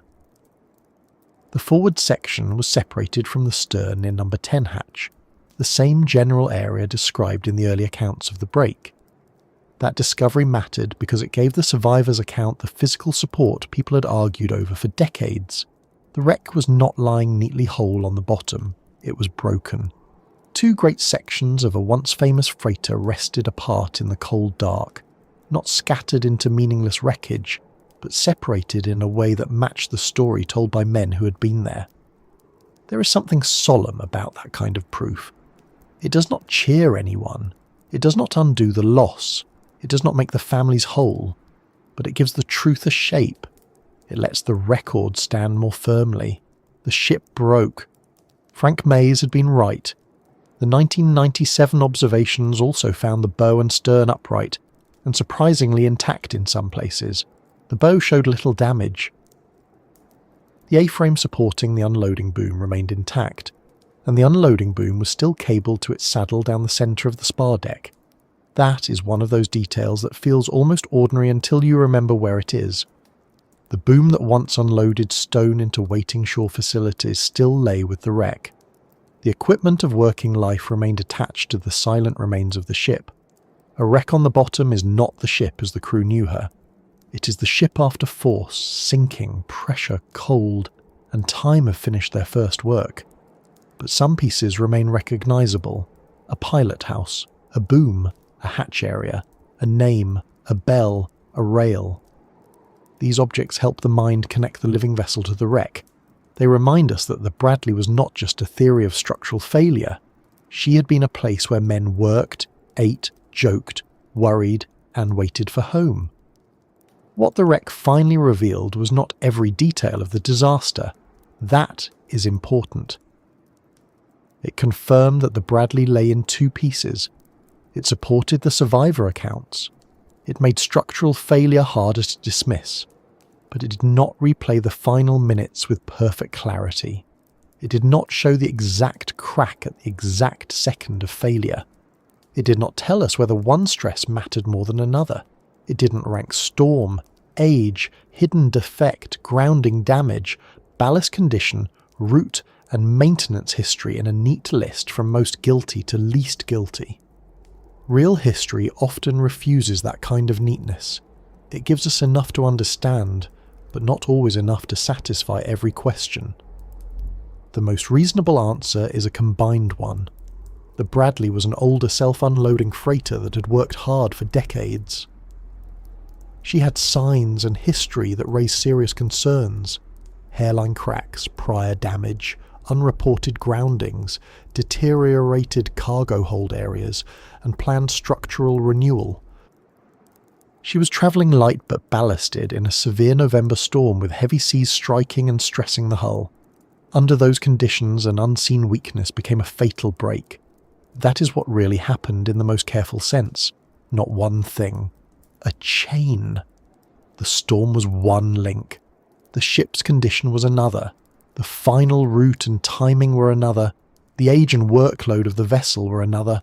The lack of full detection before winter repairs was another. When enough links tightened at once, the Bradley broke. The wreck did not give Rogers City back its men, but it did help protect their story from being softened into the wrong shape. It confirmed that the 2 survivors had not invented the breakout of confusion. It showed that a ship long trusted by a town had failed as they said it failed. It turned a memory from a raft in darkness into evidence on the bottom of Lake Michigan. And that matters because memory can be fragile when power, business, time, and distance press against it.